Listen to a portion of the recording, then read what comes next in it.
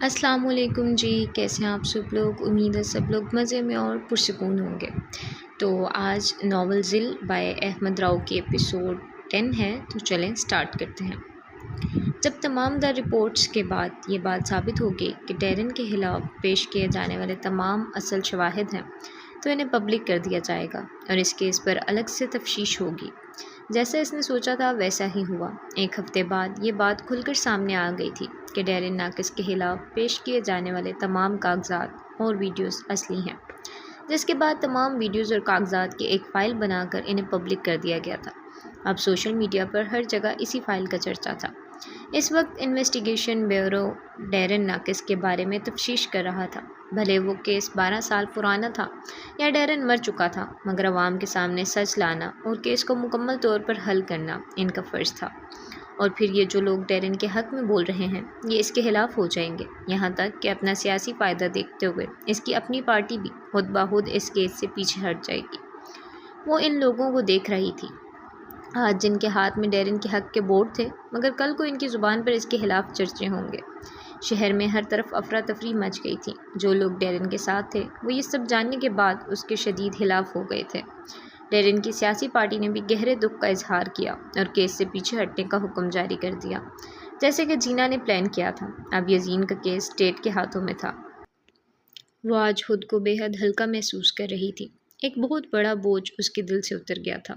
جو کام اس کے باپ نے ادھورا چھوڑا تھا وہ آخرکار اسے پورا کر چکی تھی۔ اس کی آنکھیں اب دیدہ تھیں۔ السیڈر کی موت ضائع نہیں گئی تھی۔ اب وہ اپنی آنکھیں بند کرتی تھی تو السیڈر روتا دکھائی نہیں دیتا تھا۔ وہ اسے دیکھ کر مسکراتا تھا۔ اسے اپنی بیٹی پر فخر تھا۔ سب اپنی جگہ پر واپس آ گیا تھا۔ ہر چیز آہستہ آہستہ صحیح ہو رہی تھی، لیکن یزین کی زندگی آج بھی وہیں اٹکی ہوئی تھی۔ اس کا کیا ہوگا؟ اس کے بعد مجھے بس عدالت کے دل میں یہ شک ڈالنا ہے کہ جس وقت قتل کیا گیا یزین اس وقت موجود ہی نہیں تھا۔ مجھے عدالت میں DID ثابت کرنا ہے۔ ثابت نہ بھی کروں، شک بھی عدالت کے دل میں آ گیا تو کافی ہے، کیونکہ عدالت جب تک 100% شیور نہ ہو وہ کسی کو سزا نہیں دیتی۔ اس نے سکھ کا سانس لیا۔ چیزیں بالکل ویسے ہی ہوئی تھیں جیسے اس نے گمان کیا تھا۔ کمرہ عدالت میں سکوت چھایا ہوا تھا۔ پیچھے والے بینچ خالی تھے۔ ڈیرن کی پارٹی سے کوئی نہیں آیا تھا۔ چینا نے آیونا اور لیزا کو بھی آنے سے منع کر دیا تھا۔ صرف ڈاکٹر ایون پچھلی نشست پر بیٹھے نظر آ رہے تھے۔ یزین کٹہرے کے پیچھے والے بینچ پر بیٹھا تھا۔ ساتھ ہی پولیس اہلکار بیٹھے تھے۔ سرکاری وکیل کیس کے بارے میں بات کر چکا تھا۔ ان کا مطالبہ ایک ہی تھا کہ یزین کو سزا دی جائے۔ یور آنر، یہ شخص ڈیرن ناکس کی اولاد ہے۔ اپنے مزے کے لیے قتل و غارت کرنا اسے وراثت میں ملا ہے۔ ڈیرن ناکس کو اسی طرح بے دردی سے مارا گیا تھا جس طرح وہ لوگوں کو مارتے تھے، اور قتل کرنے والا کوئی اور نہیں یزین ایڈم تھا۔ اس نے یزین کی طرف اشارہ کیا جو خاموش بیٹا سب سن رہا تھا۔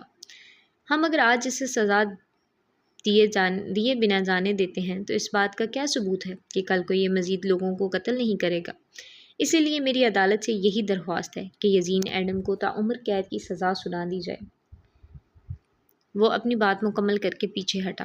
مائی لارڈ، میرے ساتھی وکیل کی بات بالکل درست ہے، لیکن جس وقت ڈیرن ناکس کا قتل ہوا اس وقت میرے موکل اپنے ہوش و حواس میں نہیں تھے۔ ان کا اپنے بدن پر کوئی قابو نہیں تھا۔ کوئی اور شخص ان پر حاوی تھا۔ وہ 2 قدم آگے بڑھی، پھر اپنی بات کا آغاز کیا۔ تو آپ کہنا کیا چاہ رہی ہیں کہ ان پر کسی نے جادو کیا تھا؟ کیسا مذاق ہے یہ؟ وہ آگے آیا اور جینا کی بات کاٹی۔ نہیں، میرے موکل کو ڈسوسیٹیو آئیڈینٹی ڈس آرڈر ہے، ایک ایسا ڈس آرڈر جس میں ایک ہی شخص کے اندر 2 یا زائد شخصیات موجود ہوتی ہیں۔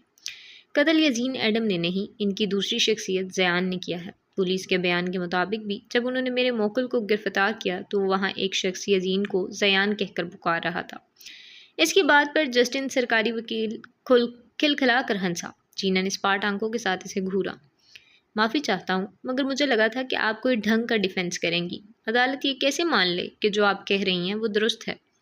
اس نے اپنی ہنسی قابو کی، پھر جینا کی جانب دیکھ کر کہا، بالکل، میں یہ بات جانتی ہوں، اسی لیے میں ثبوت ساتھ لائی ہوں۔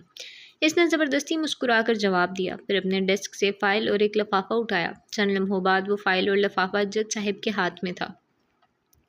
وہ رپورٹ جو ڈاکٹر جونس نے آپ کے حوالے کی تھی وہ اب کدھر ہے؟ وہ جارڈن کے سامنے بیٹھی تھی۔ جارڈن نے کچھ پل سوچا، جیسے یاد کرنے کی کوشش کر رہا ہو۔ میرے کاٹیج کے پیچھے ہمارا بائی قبرستان موجود ہے۔ میں نے وہ رپورٹ اور یزین کے کپڑے ایک صندوق میں ڈال کر پہلی قبر کے ساتھ دفنا دیے تھے۔ اس فرانسک رپورٹ کے مطابق میرے موکل یزین ایڈم کو 6 سال کی عمر میں جنسی زیادتی کا نشانہ بنایا گیا تھا، اور اس لفافے میں موجود یزین ایڈم کے کپڑے اس بات کا منہ بولتا ثبوت ہیں۔ رپورٹ کے مطابق صرف جنسی زیادتی نہیں، میرے موکل پر کافی عرصے تک جسمانی تشدد ہوتا رہا تھا۔ اس کے گلے میں گلٹی ابھری، وہ اپنے احساسات کو ضبط کیے سرد مہری سے سب بتا رہی تھی، لیکن جب اس نے یزین کی جانب دیکھا تو اس کی تمام ہمت جواب دے گئی۔ وہ یہاں موجود نہیں تھا، وہ اپنے ماضی میں ایک بار پھر سے کھو چکا تھا، وہ تہھانے سے بھاگ رہا تھا۔ کسی نے اس کی ٹانگ پیچھے سے کھینچی تھی، وہ فرش پر نڈال لیٹا تھا، کوئی اس کے اوپر چڑھ رہا تھا، مکڑی اپنا جال بن رہی تھی، کسی نے پیچھے سے مکڑی کو کھا لیا تھا، وہ ہار گئی تھی، یزین بھی ہار گیا تھا، وہ دونوں کمزور تھے۔ اس نے نا امیدی کے ساتھ گردن جھکا لی تھی، اور اگلے ہی لمحے اسے اپنا جسم 2 حصوں میں تقسیم ہوتا محسوس ہوا۔ وہ رو رہا تھا، چلا رہا تھا، لیکن کوئی اس کی مدد کو نہیں آیا تھا۔ وہ اپنے آپ کو کیوں نہیں بچا پایا تھا؟ اس نے مضبوطی کے ساتھ بینچ پر ہاتھ جمائے، جسم بے جان ہو گیا تھا۔ وہ بس خود کو سنبھالے بیٹھا رہا۔ چینا نے آگے بڑھ کر اس کا سہارا بننا چاہا، اسے ہمت دینی چاہی، لیکن کورٹ میں وہ ایسا نہیں کر سکتی تھی۔ اپنے تمام آنسو پیچھے کرتے ہوئے اس کی آنکھیں پھر سے سپاٹ ہو گئی۔ 6 سال کی عمر میں اتنا بڑا صدمہ میرے موکل سے برداشت نہیں ہوا، جس کی وجہ سے ان کا دماغ 2 حصوں میں بٹ گیا۔ ان کے اندر دوسری شخصیت نے جنم لیا، جو کہ یزین کو تحفظ فراہم کرتی تھی۔ میرے موکل نے اپنی دوسری شخصیت کو ہمیشہ دوسرے شخص کی طرح دیکھا۔ وہ اس بات سے انجان تھے کہ ان کی دوسری شخصیت کس قدر خطرناک ہے۔ وہ بول رہی تھی، مگر یزین کی طرف نہیں دیکھ رہی تھی۔ اسے ٹوٹتا اور بکھرتا دیکھ کر اس کے صبر کا پیمانہ لبریز ہو جاتا تھا۔ اس کا دل چاہتا تھا کہ وہ سب بھول کر اسے اپنے گلے سے لگا لے، اور اسے بتائے کہ وہ سب حقیقت جاننے کے بعد بھی اس کے ساتھ کھڑی ہے۔ ڈیرن ناکس کا قتل زیان نے کیا ہے، یزین نے نہیں۔ دونوں باتوں میں فرق ہے، چاہے جسم دونوں کا ایک ہے، مگر جسم پر قابو کسی کا تھا۔ کس کا تھا، یہ بات جاننا بے حد ضروری ہے۔ وہ بنا رکے پر اعتماد طریقے سے سب کہہ رہی تھی۔ لیکن یور آنر، میں یہ بھی جانتی ہوں کہ عدالت ثبوت کے بغیر کسی بات کا اعتبار نہیں کرتی، اسی لیے میں عدالت سے درخواست کروں گی کہ میرے موکل کا ایمنیسیا کا ٹیسٹ لیا جائے۔ اس ڈس آرڈر میں میموری گیپ آنا ایک بے حد عام سی بات ہے۔ جس وقت ایک شخصیت موجود ہوتی ہے، اس وقت پیش آنے والے واقعات دوسری شخصیت کو یاد نہیں رہتے، اور اس کے علاوہ میرے موکل کو مکمل طور پر ایگزامن کیا جائے۔ اس نے اپنی بات مکمل کی۔ جج صاحب بنا کوئی تاثر دیے چینا کی تمام بات بغور سن رہے تھے۔ اس نے مزید کچھ فائلز جج صاحب کو تھمائی، پھر جج صاحب کی اجازت سے ڈاکٹر ایون کو کٹہرے میں پیش کیا۔ میرا نام ڈاکٹر ایون ہے، میں آئی پی ہسپتال کا آنر اور ایک سائیکیٹرسٹ ہوں۔ چند سال پہلے یزین کے سوتیلے والد جارڈن نے مجھ سے درخواست کی تھی کہ میں ان کے بیٹے کی تھیراپی سیشنز لوں۔ اس کا کہنا تھا کہ یزین اکثر غصے میں توڑ پھوڑ کرتا ہے، دوسرے بچوں سے لڑتا ہے، مگر جب اس سب کے بارے میں یزین سے پوچھا جائے تو اسے کچھ یاد ہی نہیں ہوتا تھا۔ یزین کچھ بھی ماننے سے انکار کر دیتا تھا۔ ایک عام انسان کو دیکھنے میں یہی لگتا تھا کہ یزین اداکاری کر رہا ہے۔ وہ بے حد آرام کے ساتھ اپنی گواہی دے رہے تھے۔ یزین گردن جھکائے اندر ہی اندر گھٹ رہا تھا۔ وہ سب کا سامنا کیسے کرے گا؟ اس کے ذات پر لگے داغ تمام تر دنیا کے سامنے آ جائیں گے۔ وہ اس ذلت کے بوجھ تلے مر جائے گا۔ کاش وہ مر جائے، لیکن ایسا نہیں ہے۔ یزین کوئی اداکاری نہیں کرتا تھا۔ میں نے یزین کے کئی سیشنز لیے تھے، جن کی رپورٹ آپ کے ہاتھوں میں ہے۔ میں بہت عرصے تک اپنا دماغ لڑاتا رہا، کبھی میری تھیوری کچھ کہتی تھی اور کبھی کچھ، لیکن آخری ملاقات میں جب یزین کی دوسری شخصیت زیان نے مجھ سے بات کی تو میرا دماغ ایک ہی تڑپ گیا، اور میں آج بھی اپنی بات پر شیور ہوں۔ ڈاکٹر ایون سیشنز کے دوران جو سب محسوس کرتے تھے وہ انہیں نوٹ میں لکھا کرتے تھے۔ جج صاحب تمام تر نوٹس پڑھ رہے تھے۔ جج صاحب نے فائل بند کی تو جینا نے چند مزید فائلز ان کی جانب بڑھائی۔ صرف ڈاکٹر ایون کے نوٹس نہیں، بلکہ یزین کے school report card, boarding school کے ریمارکس سے یہ بھی بات ثابت ہوتی ہے کہ یہ ایک پیٹرن ہے جو بچپن سے فالو ہوتا آ رہا ہے، اور میرے موکل کو یہ اداکاری نہیں کر رہے۔ یزین ہو یا زیان، چاہے قتل کسی نے بھی کیا ہو، مگر جسم دونوں کا یکساں ہے۔ یہ شخص معاشرے کے لیے پھر بھی ایک خطرہ ہے۔ یہ ایک درندہ ہے جسے کھلے عام نہیں چھوڑا جا سکتا۔ اسی لیے میں عدالت سے یہی اپیل کروں گا کہ اس شخص کو سزا دی جائے۔ وہ کافی دیر بعد بولا تھا۔ چینا نے غصے سے اس کی جانب دیکھا۔ یزین نے دماغ میں ایک ہی لفظ گردش کر رہا تھا، درندہ۔ کیا وہ واقعی درندہ تھا؟ کیا وہ باقی لوگوں کے لیے خطرہ تھا؟ اسے اپنا سایہ ایک بار پھر سے بڑا ہوتا محسوس ہوا۔ سایہ بڑا ہو کر ایک بھیڑیے کی شکل اختیار کر گیا تھا۔ وہ واقعی درندہ تھا۔ یور آنر، جہاں علاج ضروری ہو وہاں سزا مناسب نہیں ہوتی۔ میری عدالت سے آخری اپیل ہے کہ میری موکل کو سزا نہیں، علاج کی ضرورت ہے۔ یزین ایڈم کو اس گناہ کی سزا نہیں مل سکتی جو انہوں نے کیا ہی نہیں۔ اپنی بات ختم کر کے وہ پیچھے ہٹ گئی۔ جج صاحب نے چند لمحے تمام تر کاغذات اور باتوں پر غور کیا، تمام تر ثبوت اور گواہ کو مد نظر رکھتے ہوئے بھی۔ عدالت فی الحال کسی نتیجے پر نہیں پہنچی۔ تمام ثبوت یہی کہتے ہیں کہ قتل یزین ایڈم نے ہی کیا ہے، لیکن دوسری طرف عدالت کو شک ہے کہ یہ یزین ایڈم کو واقعی کوئی نفسیاتی بیماری ہو سکتی ہے۔ جب تک عدالت 100% کسی نتیجے پر نہیں پہنچتی، کوئی بھی فیصلہ کرنا مشکل ہے۔ لہٰذا عدالت 3 الگ الگ سائیکیٹرسٹ کو تعینات کرنے کا حکم جاری کرتی ہے جو مکمل طور پر یزین ایڈم کی جانچ کریں اور یہ بات عدالت کے سامنے پیش کریں کہ کیا یزین ایڈم کو واقعی کوئی ایسی نفسیاتی بیماری ہے یا نہیں۔ عدالت برخاست ہو چکی تھی۔ جینا ڈاکٹر ایون کو دیکھ کر مسکرائی۔ ان کی وجہ سے یزین ابھی سزا سے بچ گیا تھا اور اسے امید تھی کہ وہ آگے بھی یزین کو بچا لے گی۔ ملاقاتی کمرے کی سفید دیواریں خاموش کھڑی تھیں۔ کمرے کی وسط میں رکھی میز اور کرسیاں ویران تھیں۔ وہ ایک کونے میں دیوار سے ٹیک لگائے بیٹھا تھا، وہ بھی اس کے پاس بیٹھی تھی۔ یزین کافی دیر خاموش رہا، وہ بھی کچھ نہیں بولی۔ وہ اس کے ساتھ ہے، اسے بتانے کی ضرورت نہیں ہے۔ لونا کیسی ہے؟ ہاں ٹھیک ہی ہوگی، آہستہ آہستہ اسے عادت ہو جائے گی۔ اور میری لائبریری کوئی نہ کوئی سنبھال ہی لے گا۔ اور میری کتابیں، ان کا کیا ہوگا؟ وہ بنا اس کی طرف دیکھے خود کو دوسری سوچوں سے دور رکھنے کے لیے بولی جا رہا تھا۔ وہ سر اٹھائے اس کی نم آنکھوں کو تک رہی تھی۔ خیر کتابیں کوئی اور پڑھ لے گا، تم میری کتابیں کسی کو گفٹ کر دینا۔ اور لیزا کیسی ہے؟ تم نے کل بتایا تھا کہ وہ اسٹیون سے شادی کر رہی ہے۔ دونوں ساتھ اچھے لگتے ہیں ویسے۔ اور تمہارا کیا پلان ہے؟ تم نے اپنی زندگی کے بارے میں کیا سوچا؟ ایک دم اس کی آواز دب گئی، آنسو گلے کا پھندا بن گئے۔ وہ اس سے آگے کچھ نہیں کہہ پایا۔ آنکھیں جھکائے وہ شرمندہ سا بیٹھا تھا، جیسے وہ کسی سے نظر ملانے کے لائق نہیں تھا۔ وہ کچھ نہیں بولا تو جینا نے اس کے گال تھامے اور اس کے چہرے کا رخ اپنی جانب کیا، پھر زبردستی یزین کی آنکھیں اوپر کی۔ وہ شدید سرخ تھی، بھیگی آنکھیں تکلیف سے چور تھی۔ تم ٹھیک ہو؟ وہ چند ثانیے سے چپ چاپ دیکھتا رہا۔ آنکھیں اس کا حال بیان کرنے کے لیے کافی تھیں۔ اس کے پوچھنے پر یزین نے نہ چاہتے ہوئے بھی نفی میں سر ہلایا۔ ضبط کیے تمام آنسو بہنے لگے۔ وہ ہمیشہ خود کو اس کے ساتھ محفوظ محسوس کیا کرتا تھا۔ اسے کبھی بھی جینا سے اپنے آنسو چھپانے کی ضرورت نہیں تھی۔ اسے یوں روتا دیکھ کر جینا کی آنکھیں بھی نم ہو گئی۔ اس نے بنا کچھ بولے یزین کو اپنے گلے سے لگا لیا۔ جینا، وہ درد سے تڑپتے ہوئے اس کا نام پکار رہا تھا۔ پھر وہ جینا کے کندھے پر سر رکھے روتا گیا۔ روتے روتے اس کا سانس پھولنے لگا۔ وہ منہ سے سانس لینے کی کوشش کرنے لگا، لیکن جیسے سانس لینا دشوار ہو گیا تھا۔ جینا نے نرمی کے ساتھ اس کی کمر تھپ تھپائی۔ آنکھوں سے گرتے آنسو مزید تیزی کے ساتھ بہنے لگے۔ میں چھوٹا تھا بہت۔ میں کیا کرتا جینا مجھے بھاگنا چاہیے تھا۔ اس کی سانس جیسے سینے میں اٹک گئی۔ وہ لمبا اور گہرا سانس لینے کی جدوجہد کر رہا تھا۔ مگر میرا یقین کرو، میں بھاگا تھا، لیکن میں خود کو نہیں بچا پایا۔ جینا نے مزید زور سے اسے اپنی باہوں میں سمیٹ لیا۔ وہ اس کی ذات کے بکھرے حصوں کو سمیٹنے کی ایک ناکام سی کوشش کر رہی تھی، لیکن وہ خود بھی سلامت کہاں تھی۔ وہ تو ایک خاموش، سرد اور باہر سے مضبوط دکھائی دینے والا برف کا مجسمہ تھی جو ایک چوٹ پر ریزہ ریزہ ہو کر بکھر گیا تھا۔ وہ دونوں گھائل تھے جو ایک دوسرے کے زخموں پر مرہم رکھنے کی کوشش کر رہے تھے۔ میں وہاں سے بھاگا، پھر پیچھے سے اس نے میری ٹانگ کھینچی۔ پھر جینا، وہ بہت تکلیف دہ تھا۔ میری ذات داغدار ہے، تم چھوڑ دو مجھے، میں تمہاری دوستی کے لائق نہیں۔ وہ بلند آواز کے ساتھ رونے لگا۔ یزین مسلسل کئی لمحوں تک یوں ہی روتا رہا اور وہ نرمی کے ساتھ اس کے بالوں میں ہاتھ پھیرتی رہی۔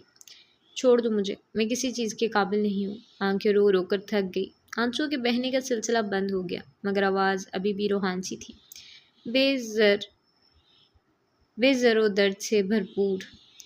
وہ اس کے کندھے سے سر اٹھا کر اس سے جدا ہونے لگا، لیکن جینا نے مزید مضبوطی کے ساتھ اسے اپنے حصار میں لے لیا۔ وہ اسے نہیں چھوڑ رہی تھی۔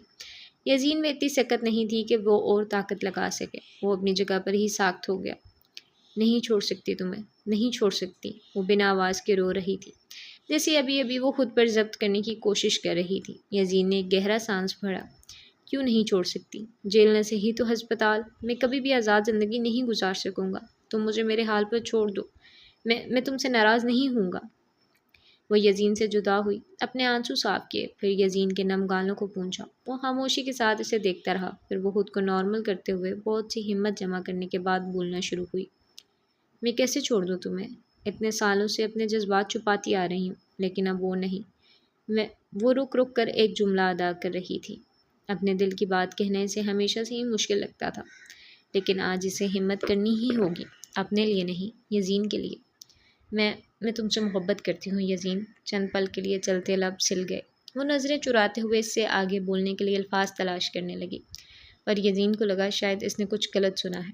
وہ کوئی بھی حرکت کیے بغیر بے یقینی کے ساتھ اسے دیکھنے لگا۔ زیادہ یا کم محبت کا نہیں پتہ، بس یہ پتہ ہے کہ میں تمہارے علاوہ کچھ نہیں سوچ پاتی۔ دل سے نفرت کا پردہ ہٹا تو اندر قید محبت کا خیال آیا۔ مجھے تمہارا خیال آیا۔ میں تمہارے ساتھ ساری زندگی رہنا چاہتی ہوں یزین۔ بھیگی پلکوں کے بیچ سمائی سرمئی آنکھیں محبت کا پیغام دے رہی تھی۔ ہونٹوں پر ہلکی ہلکی مسکراہٹ تھی۔ اسے خوشی تھی کہ وہ زندگی میں پہلی بار اپنے جذبات کھل کر بیان کر پائی تھی۔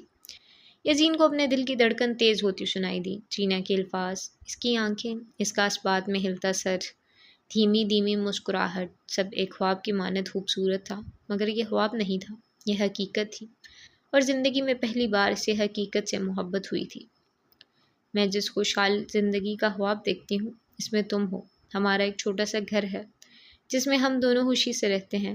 ہر صبح کا آغاز تمہارے ہاتھ کی بنی کافی سے ہوتا ہے، پھر ہم دونوں کام کے لیے نکل جاتے ہیں۔ شام کو جب ہم واپس آتے ہیں تو مل کر گلی میں ریکٹس کھیلتے ہیں، اور تم جان بوجھ کر مجھ سے ہار جاتے ہو۔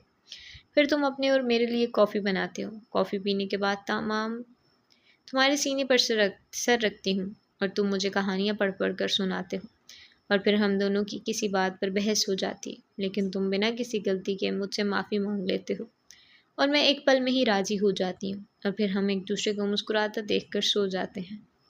وہ کسی خواب میں کھوئی ہوئی لبوں پر نرم مسکراہٹ سجائے یزین کو بتا رہی تھی۔ وہ چپ چاپ سنتا گیا۔ اسے لگا جیسے جینا اپنا نہیں بلکہ یزین کا خواب بتا رہی ہے، یوں کہ وہ سب کہنا چاہتا تھا وہ بن کہے سمجھ گئی تھی۔ وہ ہلکا سا مسکرایا۔ اس لمحے زندگی کتنی آسان اور پرسکون لگ رہی تھی۔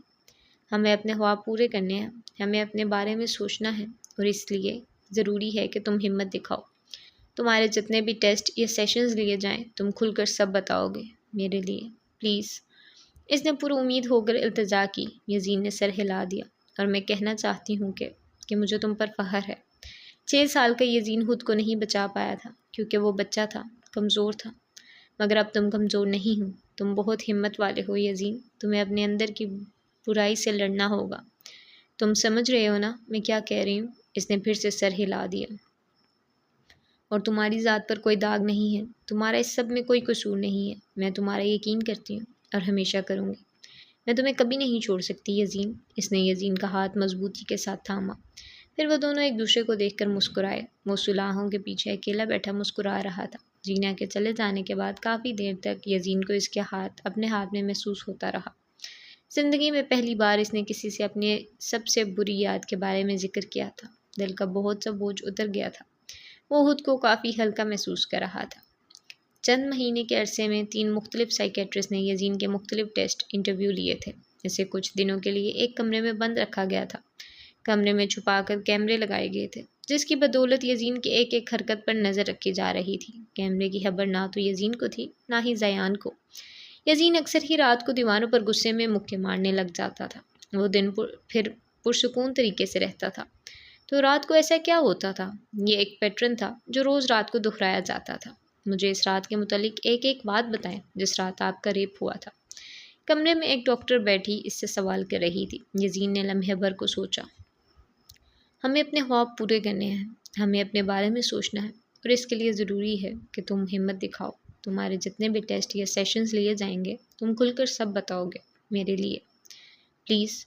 عزت جینا کی بات یاد آئی۔ پھر اس نے بہت سارا تھوک نکلا اور بولنا شروع ہوا۔ اور پھر میں چھپ گیا، اور وہ گانا گاتے ہوئے میرے پاس آ رہا تھا۔ اس کا جسم بری طرح کانپ رہا تھا، سانسیں ناہموار چل رہی تھی، لب تھر تھرا رہے تھے۔ کون سا گانا؟ وہ ایک دوسرے کمرے میں بیٹھا تھا۔ اس نے ارد گرد نظر دوڑائی۔ اس کے آس پاس کوئی نہیں تھا۔ ریلیکس یزین، ہم بس بات کریں گے۔ اس نے سامنے دیکھا تو سامنے ایک شیشے کی دیوار تھی، اور شیشے کی دوسری جانب بیٹھی ڈاکٹر بہت نرم لہجے میں بات کر رہی تھی۔ تو آپ بتا رہے تھے کہ کل آپ اپنی دوست سے ملے تھے، تو اب آپ کیسا محسوس کر رہے ہو؟ میں اچھا محسوس کر رہا ہوں۔ کل میں نے وہ تحمل سے اپنی بات مکمل کر رہا تھا۔ یزین ڈھیلے ڈھالے انداز میں بیٹھا تھا، اس کے اعصاب ڈھیلے تھے، آنکھوں میں نرمی برقرار تھی، اور پھر اچانک کمرے میں کوئی آواز گونجی۔ سامنے بیٹھی ڈاکٹر کے تاثرات میں کوئی فرق نہ آیا، لیکن یزین نے اپنے کانوں پر ہاتھ رکھ لیا۔ May be you think you can hide. یہ الفاظ اس کے سر پر ہتھوڑے برسانے لگے۔ یزین ماضی کی سب سے بدترین یاد میں کھو گیا۔ وہ اس درندے کو اپنے قریب آتا محسوس کر سکتا تھا۔ وہ بھاگنا چاہتا تھا، لیکن وہ بھاگ نہیں پا رہا تھا۔ I can smell your scent from miles۔ اس کا پورا جسم پسینے میں بھیگ گیا تھا، بدن پر کپ کپی طاری ہو گئی، دماغ میں دھند چھانے لگی۔ اس کے بعد وہ کچھ سوچ ہی نہیں پایا۔ اس کی سوچنے سمجھنے یا کوئی بھی حرکت کرنے کی صلاحیت ختم ہو گئی تھی۔ یزین آپ ٹھیک ہو؟ اس نے ایک نظر اٹھا کر سامنے بیٹھی ڈاکٹر کو دیکھا۔ آنکھیں پل بھر میں گسیلی اور سخت ہو گئی تھی، بدن یکدم چست ہو گیا تھا، ٹھیلے کندھے تن گئے، چہرہ سرد ہو چکا تھا، اب وہاں گھبراہٹ نہیں تھی۔ ہاں میں ٹھیک ہوں۔ اس نے اپنی آواز بہت آہستہ رکھنے کی کوشش کی۔ لہجے کی نرمی کو برقرار رکھا گیا، لیکن سامنے بیٹھی ڈاکٹر یہ سب محسوس کر چکی تھی۔ وہ جو کوئی بھی تھا، وہ یزین بننے کی اداکاری کر رہا تھا۔ ایک نارمل انسان آسانی سے دھوکہ کھا سکتا تھا، لیکن ایک سائیکیٹرسٹ نہیں۔ یزین کے انٹرویو اور سیشنز کا سلسلہ چلتا رہا۔ ڈاکٹرز کسی حد تک ایک رائے پر نہیں پہنچ رہے تھے، اور پھر ہپنوٹائزنگ کے ذریعے یزین کی دوسری شخصیت سے بات کرنے کی کوشش کی گئی، زبردستی اسے بولنے پر مجبور کیا گیا۔ تمہارا نام کیا ہے؟ زیان۔ میرا نام زیان ہے۔ بالآخر وہ زور سے چلایا۔ ایمنیسیا کے ٹیسٹ کے ذریعے یہ دیکھا گیا کہ یزین کی میموری میں چند گیپس ہیں۔ مزید اس کا مکمل ذہنی صحت کا معائنہ کیا گیا، جس سے یہ بات درست ثابت ہوئی کہ یزین دماغی طور پر صحت یاب نہیں ہے۔ یزین کے برتاؤ اور مختلف انٹرویوز کی رپورٹ سے یہ بات مکمل طور پر ثابت نہیں ہوئی تھی کہ یزین کو DID ہے، مگر 80% نتائج DID کی طرف ہی اشارہ کرتے تھے۔ تمام ثبوت اور شواہد کو مد نظر رکھتے ہوئے عدالت اس فیصلے تک پہنچی ہے کہ یزین ایڈم ذہنی طور پر بیمار ہے۔ عدالت کو یہ بھی شک ہے کہ جس وقت ڈیرن ناقص کا قتل ہوا، یزین ایڈم اپنے ہوش میں نہیں تھے، لیکن عدالت ایسے شخص کو کھلے عام نہیں چھوڑ سکتی جو دوسرے لوگوں کے لیے خطرہ ہو، اور عدالت سزا اس سے زیادہ علاج پر یقین رکھتی ہے۔ اسی لیے عدالت یزین ایڈم کو اسٹیٹ ہسپتال میں منتقل کرنے کا حکم جاری کرتی ہے، جہاں یزین ایڈم کی بیماری کو پرکھا جائے اور ان کا علاج کیا جائے۔ عدالت اپنا فیصلہ سنا چکی تھی۔ State hospital, Lanarkshire. وہ کمرے کا دروازہ کھول کر اندر داخل ہوا۔ پاس کھڑی نرس نے کمرے کی لائٹ جلائی۔ کمرے کی وسط میں سنگل بیڈ لگا ہوا تھا۔ بیڈ کے سامنے الماری بنی تھی، اور ساتھ میں میز پڑی تھی۔ میز کے اوپر بک شیلف تھی، اور ساتھ میں ایک کرسی رکھی تھی۔ بیڈ کے دونوں سائڈ پر چھوٹے میز رکھے تھے۔ تمام فرنیچر تیز بھورے رنگ کا تھا۔ اس کا پسندیدہ رنگ داخلی دروازے کے بالکل سامنے کھڑکی تھی، جس پر بھورے پردے لٹکے ہوئے تھے۔ کمرہ چھوٹا تھا، مگر اس کی مرضی کے مطابق تھا۔ جیسا آپ نے بتایا تھا، ہم نے اس کے مطابق کمرے کو ڈیزائن کروایا ہے۔ ہمارا مقصد صرف یہی ہے کہ مریض یہاں آرام دہ محسوس کرے، اسے یہ نہیں لگے کہ وہ کسی قسم کی جیل میں ہے۔ وہ جتنا خود کو آزاد اور محفوظ محسوس کرے گا، ان کا علاج کرنا اتنا ہی آسان ہوگا۔ ڈاکٹر اولیویا اور جینا راکداری میں ایک ساتھ چل رہی تھی۔ وہ جینا کو پورے ہسپتال کی سیر کروا رہی تھی، اور جینا اس کی باتیں غور سے سن رہی تھی۔ بس میں یہی چاہتی ہوں کہ یزین کو ادھر کوئی تکلیف نہ ہو، آپ بے فکر رہیں، اس نے مسکرا کر جینا کو تسلی دی۔ اور میری درخواست کا کیا؟ میں یزین سے روز ملنا چاہتی ہوں۔ کیا ایسا ممکن ہے میں روز اس سے مل سکوں؟ میں پوری کوشش کروں گی کہ ایسا ممکن ہو سکے، کیونکہ یزین کے تھراپی سیشنز کے لیے بھی ضروری ہے۔ ہر روز کی نہ صحیح، مگر ہفتے میں 4 دن کی اجازت تو پکا مل جائے گی۔ جینا نے اس بات میں سر ہلا دیا۔ میں نے ڈاکٹر ایون کے ہسپتال میں 1 سال انٹرنشپ کی تھی۔ انہوں نے آپ کا اور یزین کا ذکر کیا تھا۔ آپ بے فکر رہیں، آپ کو مجھ سے فیورز ملتے رہیں گے۔ اس نے ہنستے ہوئے اپنی بات مکمل کی تو جینا بھی مسکرا دی۔ یزین کا کیس ڈاکٹر اولیویا کے حوالے کیا گیا تھا۔ اولیویا جینا کی ہم عمر تھی، اسی لیے ان کی اچھی بات چیت ہو گئی تھی۔ اس سے بات کر کے جینا کسی حد تک مطمئن تھی۔ یزین نے آہستہ آہستہ اپنے کمرے کو اپنی مرضی کے مطابق ڈھال لیا۔ بک شیلف کتابوں سے بھر گیا تھا۔ وہ جینا کے ہاتھوں اپنی پرانی کتابیں منگوا لیا کرتا تھا۔ چیکنگ کے بعد وہ کتابیں اس کے کمرے میں منتقل کر دی جاتی تھی۔ 14 جولائی۔ وہ کمرے میں چکر لگاتے ہوئے اس کے آنے کا انتظار کر رہی تھی۔ اس نے گھڑی میں وقت دیکھا۔ اتنے میں دروازہ کھلنے کی آواز آئی۔ وہ دروازے کے اس پار کھڑا اسے مسکرا کر دیکھ رہا تھا۔ وہ سیاہ رنگ کی سادہ سی ٹی شرٹ پہنے ہوئے تھا۔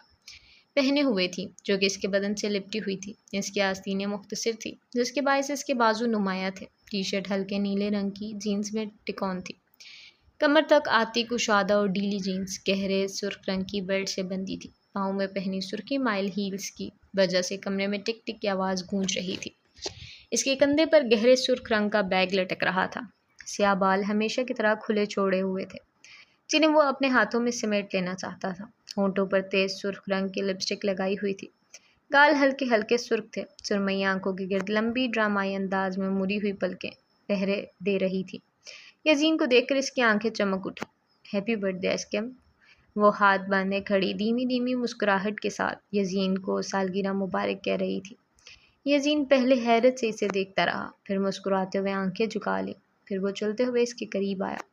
وہ ہلکے بھورے رنگ کی ڈھیلی ڈالی شرٹ میں ملبوس تھا جس کی آدھی آستینیں بازو سے چپکی ہوئی تھی۔ پیچھے تیز بھورے رنگ کی پینٹ پہنی تھی۔ شرٹ آگے سے ٹک آن تھی جس کی وجہ سے بیلٹ کا سیاہ بالکل نظر آ رہا تھا۔ نیچے سیاہ بوٹ پہنے تھے۔ بال ماتھے پر بکھرے ہوئے تھے۔ ہونٹوں پر بے معنی ہنسی تھی۔ وہ آئینے کے پیچھے ٹکی بھوری آنکھوں میں اپنا عکس دیکھ سکتی تھی اور اسے اپنا عکس اپنے آپ سے زیادہ حسین لگا تھا۔ Happy birth day. لفظوں میں کنجوسی کرتے ہو تم۔ اس کی بات پر وہ کھلکھلا کر ہنسا۔ ابھی وہ کوئی جواب دیتا کہ صوفے پر بیٹھی لونا نے یزین کے کندھے پر چھلانگ لگائی۔ وہ حیران بھی تھا اور خوش بھی۔ اس نے لونا کو زور سے گلے لگایا۔ اتنی مشکل سے اجازت ملی ہے لونا کو ادھر لانے کی۔ ڈاکٹر اولیویا مدد نہ کرتی تو یہ ہسپتال والے تو کبھی اجازت نہ دیتے۔ وہ لونا کے دونوں گالوں کو باری باری چوم رہا تھا۔ وہ بڑی ہو گئی تھی۔ اس نے لونا کے سر پر لگی گلابی پن سیدھی کی۔ جینا نے لونا کو اپنی گود میں لینے کی کوشش کی لیکن وہ میاؤں میاؤں کرتے یزین کے کندھے سے لپٹ گئی۔ جینا کا منہ پھول گیا۔ پورا دن میرے پاس رہتی ہے اور اب دیکھو اسے۔ یزین کا ہنس ہنس کر برا حال ہو گیا تھا۔ وہ دونوں چمڑے کے صوفے پر براجمان ہوئے۔ لونا یزین کی گود میں آرام فرمانے لگی۔ صوفے کے سامنے میز پر کیک رکھا تھا جس پر سرخ موم بتیاں لگی ہوئی تھیں۔ جینا نے باری باری تمام موم بتیاں جلائی، پھر سائڈ پر رکھے کیک کے ڈبے کو فولڈ کر کے چورس شکل دی۔ چھری لانے کی اجازت نہیں تھی، اسی سے گزارا کرنا پڑے گا۔ یزین نے سر ہلاتے ہوئے اس کا ہاتھ تھاما، پھر دونوں نے ایک ساتھ تمام موم بتیاں بجھائی۔ وہ اس کا ہاتھ تھامے کیک کاٹ رہا تھا اور وہ اسے دیکھ رہی تھی۔ کیا تھا اس شخص میں جو اس کے دل کو لبھاتا تھا؟ وہ کب سے اس قدر جذباتی ہو گئی کہ یزین کے ہاتھ پکڑ لینے پر بھی اس کے رخسار گلابی ہو گئے تھے۔ ہم بچوں کی طرح سالگرہ مناتے ہوئے اچھے تھوڑی لگتے ہیں۔ وہ دل ہی دل میں خوشی کے مارے پاگل ہو رہا تھا۔ جینا نے آئیبرو اٹھا کر اسے دیکھا۔ تو کیک کیوں کاٹا؟ اب میں نے کہا کہ تم پورے 1 گھنٹے کا سفر کر کے میرے لیے کیک لائی ہو، ایسے اچھا تھوڑی لگتا ہے اگر میں منع کر دیتا۔ وہ اسے چڑھاتے ہوئے کہہ رہا تھا۔ تمہاری میں رگ رگ سے واقف ہوں۔ یہ جو چہرے پر بے معنی مسکراہٹ ہے نا، اسے تم چھپا نہیں سکتے۔ جینا نے ہلکا سا تھپڑ اس کے سر پر مارا۔ وہ اپنی آنکھوں پر ہاتھ رکھ کر مسکرایا۔ وہ لونا کے سر پر ہاتھ پھیر رہا تھا۔ جینا نے اپنے پرس سے ایک لفافہ باہر نکالا اور یزین کی جانب بڑھا دیا۔ یزین نے اس کے ہاتھ سے لفافہ تھاما، پھر جلدی جلدی لفافہ کھولنے لگا۔ لفافے کے اندر ایک تصویر تھی۔ تصویر میں وہ دونوں ایک ساتھ کھڑے تھے۔ یزین 4 سال کا تھا اور جینا 3 سال کی۔ جینا مسکرا رہی تھی جبکہ یزین منہ پھلائے کھڑا تھا۔ مجھے یاد ہے اس دن تم ہمارے گھر آئی تھی اور تم نے میری ریموٹ کنٹرول کار توڑ دی تھی اور میں اتنا غصہ تھا۔ یہ زبردستی تصویر بنائی گئی تھی ہماری، ہمیشہ سے میری ہی سنی جاتی تھی، وہ اتراتے ہوئے بولی۔ یزین نے ہار مانتے ہوئے مسکرا کر سر ہلا دیا، پھر اس نے تصویر اپنی جیب میں ڈال لی۔ بچپن کی اچھی یادیں تازہ ہو گئی تھی۔ تھوڑی دیر بعد وہ دونوں کیک کھانے لگے۔ باتیں کرتے کرتے کافی وقت بیت گیا۔ تم اپنی سالگرہ انکل کی قبر پر جا کر مناتی تھی۔ میں نے زندگی میں پہلے کسی کو قبرستان میں کیک کاٹتے نہیں دیکھا۔ اس نے کیک کھاتے ہوئے جینا کے ہاتھ میں موجود چمچ اپنی جگہ پر جم گیا۔ مسکراہٹ غائب ہوگی۔ آئی ایم سوری، مجھے یہ نہیں بولنا چاہیے تھا۔ وہ اپنی بات پر شرمندہ تھا۔ میں وقت میں پیچھے پھنسے رہنا نہیں چاہتی۔ پہلے ہی اس غلطی کی وجہ سے بہت نقصان ہو گیا میں آگے بڑھنا چاہتی ہوں تمہارے ساتھ۔ وہ اسے دیکھ کر پھیکا سا مسکرائی، پھر اٹھ کر کھڑکی کے پاس جا کھڑی ہوئی۔ اس نے لونا کو صوفے پر لٹایا اور اس کے پیچھے چل دیا۔ کھڑکی کھلی تھی، باہر درمیانی رفتار میں ہوا چل رہی تھی۔ ہوا میں نمی تھی، بادل جھکے کھڑے تھے۔ موسم ہلکا گرم مگر خوشگوار تھا۔ چند ثانیے بعد آسمان سے ہلکی ہلکی بوندیں برسنے لگی۔ جینا نے اپنے ہاتھ کھڑکی سے باہر نکالا۔ اس کا ہاتھ بارش میں بھیگ رہا تھا۔ تمہیں گرمی کی بارش پسند ہے نا؟ یاد ہے جب بھی بارش ہوتی تھی تم مجھے گھسیٹ کر بیک یارڈ میں لے جایا کرتی تھی اور پھر ہم دونوں بارش کے تھم جانے تک نہاتے تھے۔ وہ گزرتے پلوں کو یاد کر رہا تھا۔ جینا نے مسکرا کر اس بات میں سر ہلایا، اور آج تم مجھے نہیں لے کر جا سکتی، لیکن تم خود تو جا سکتی ہو۔ تمہیں جا کر بارش کے مزے لینے چاہیے، تمہیں میری وجہ سے اپنی زندگی کے مزے ختم نہیں کرنے چاہیے۔ میں تمہارے ساتھ نہیں جا سکتی، لیکن تمہارے ساتھ رک تو سکتی ہوں نا۔ اس نے نظر اٹھا کر یزین کو دیکھا۔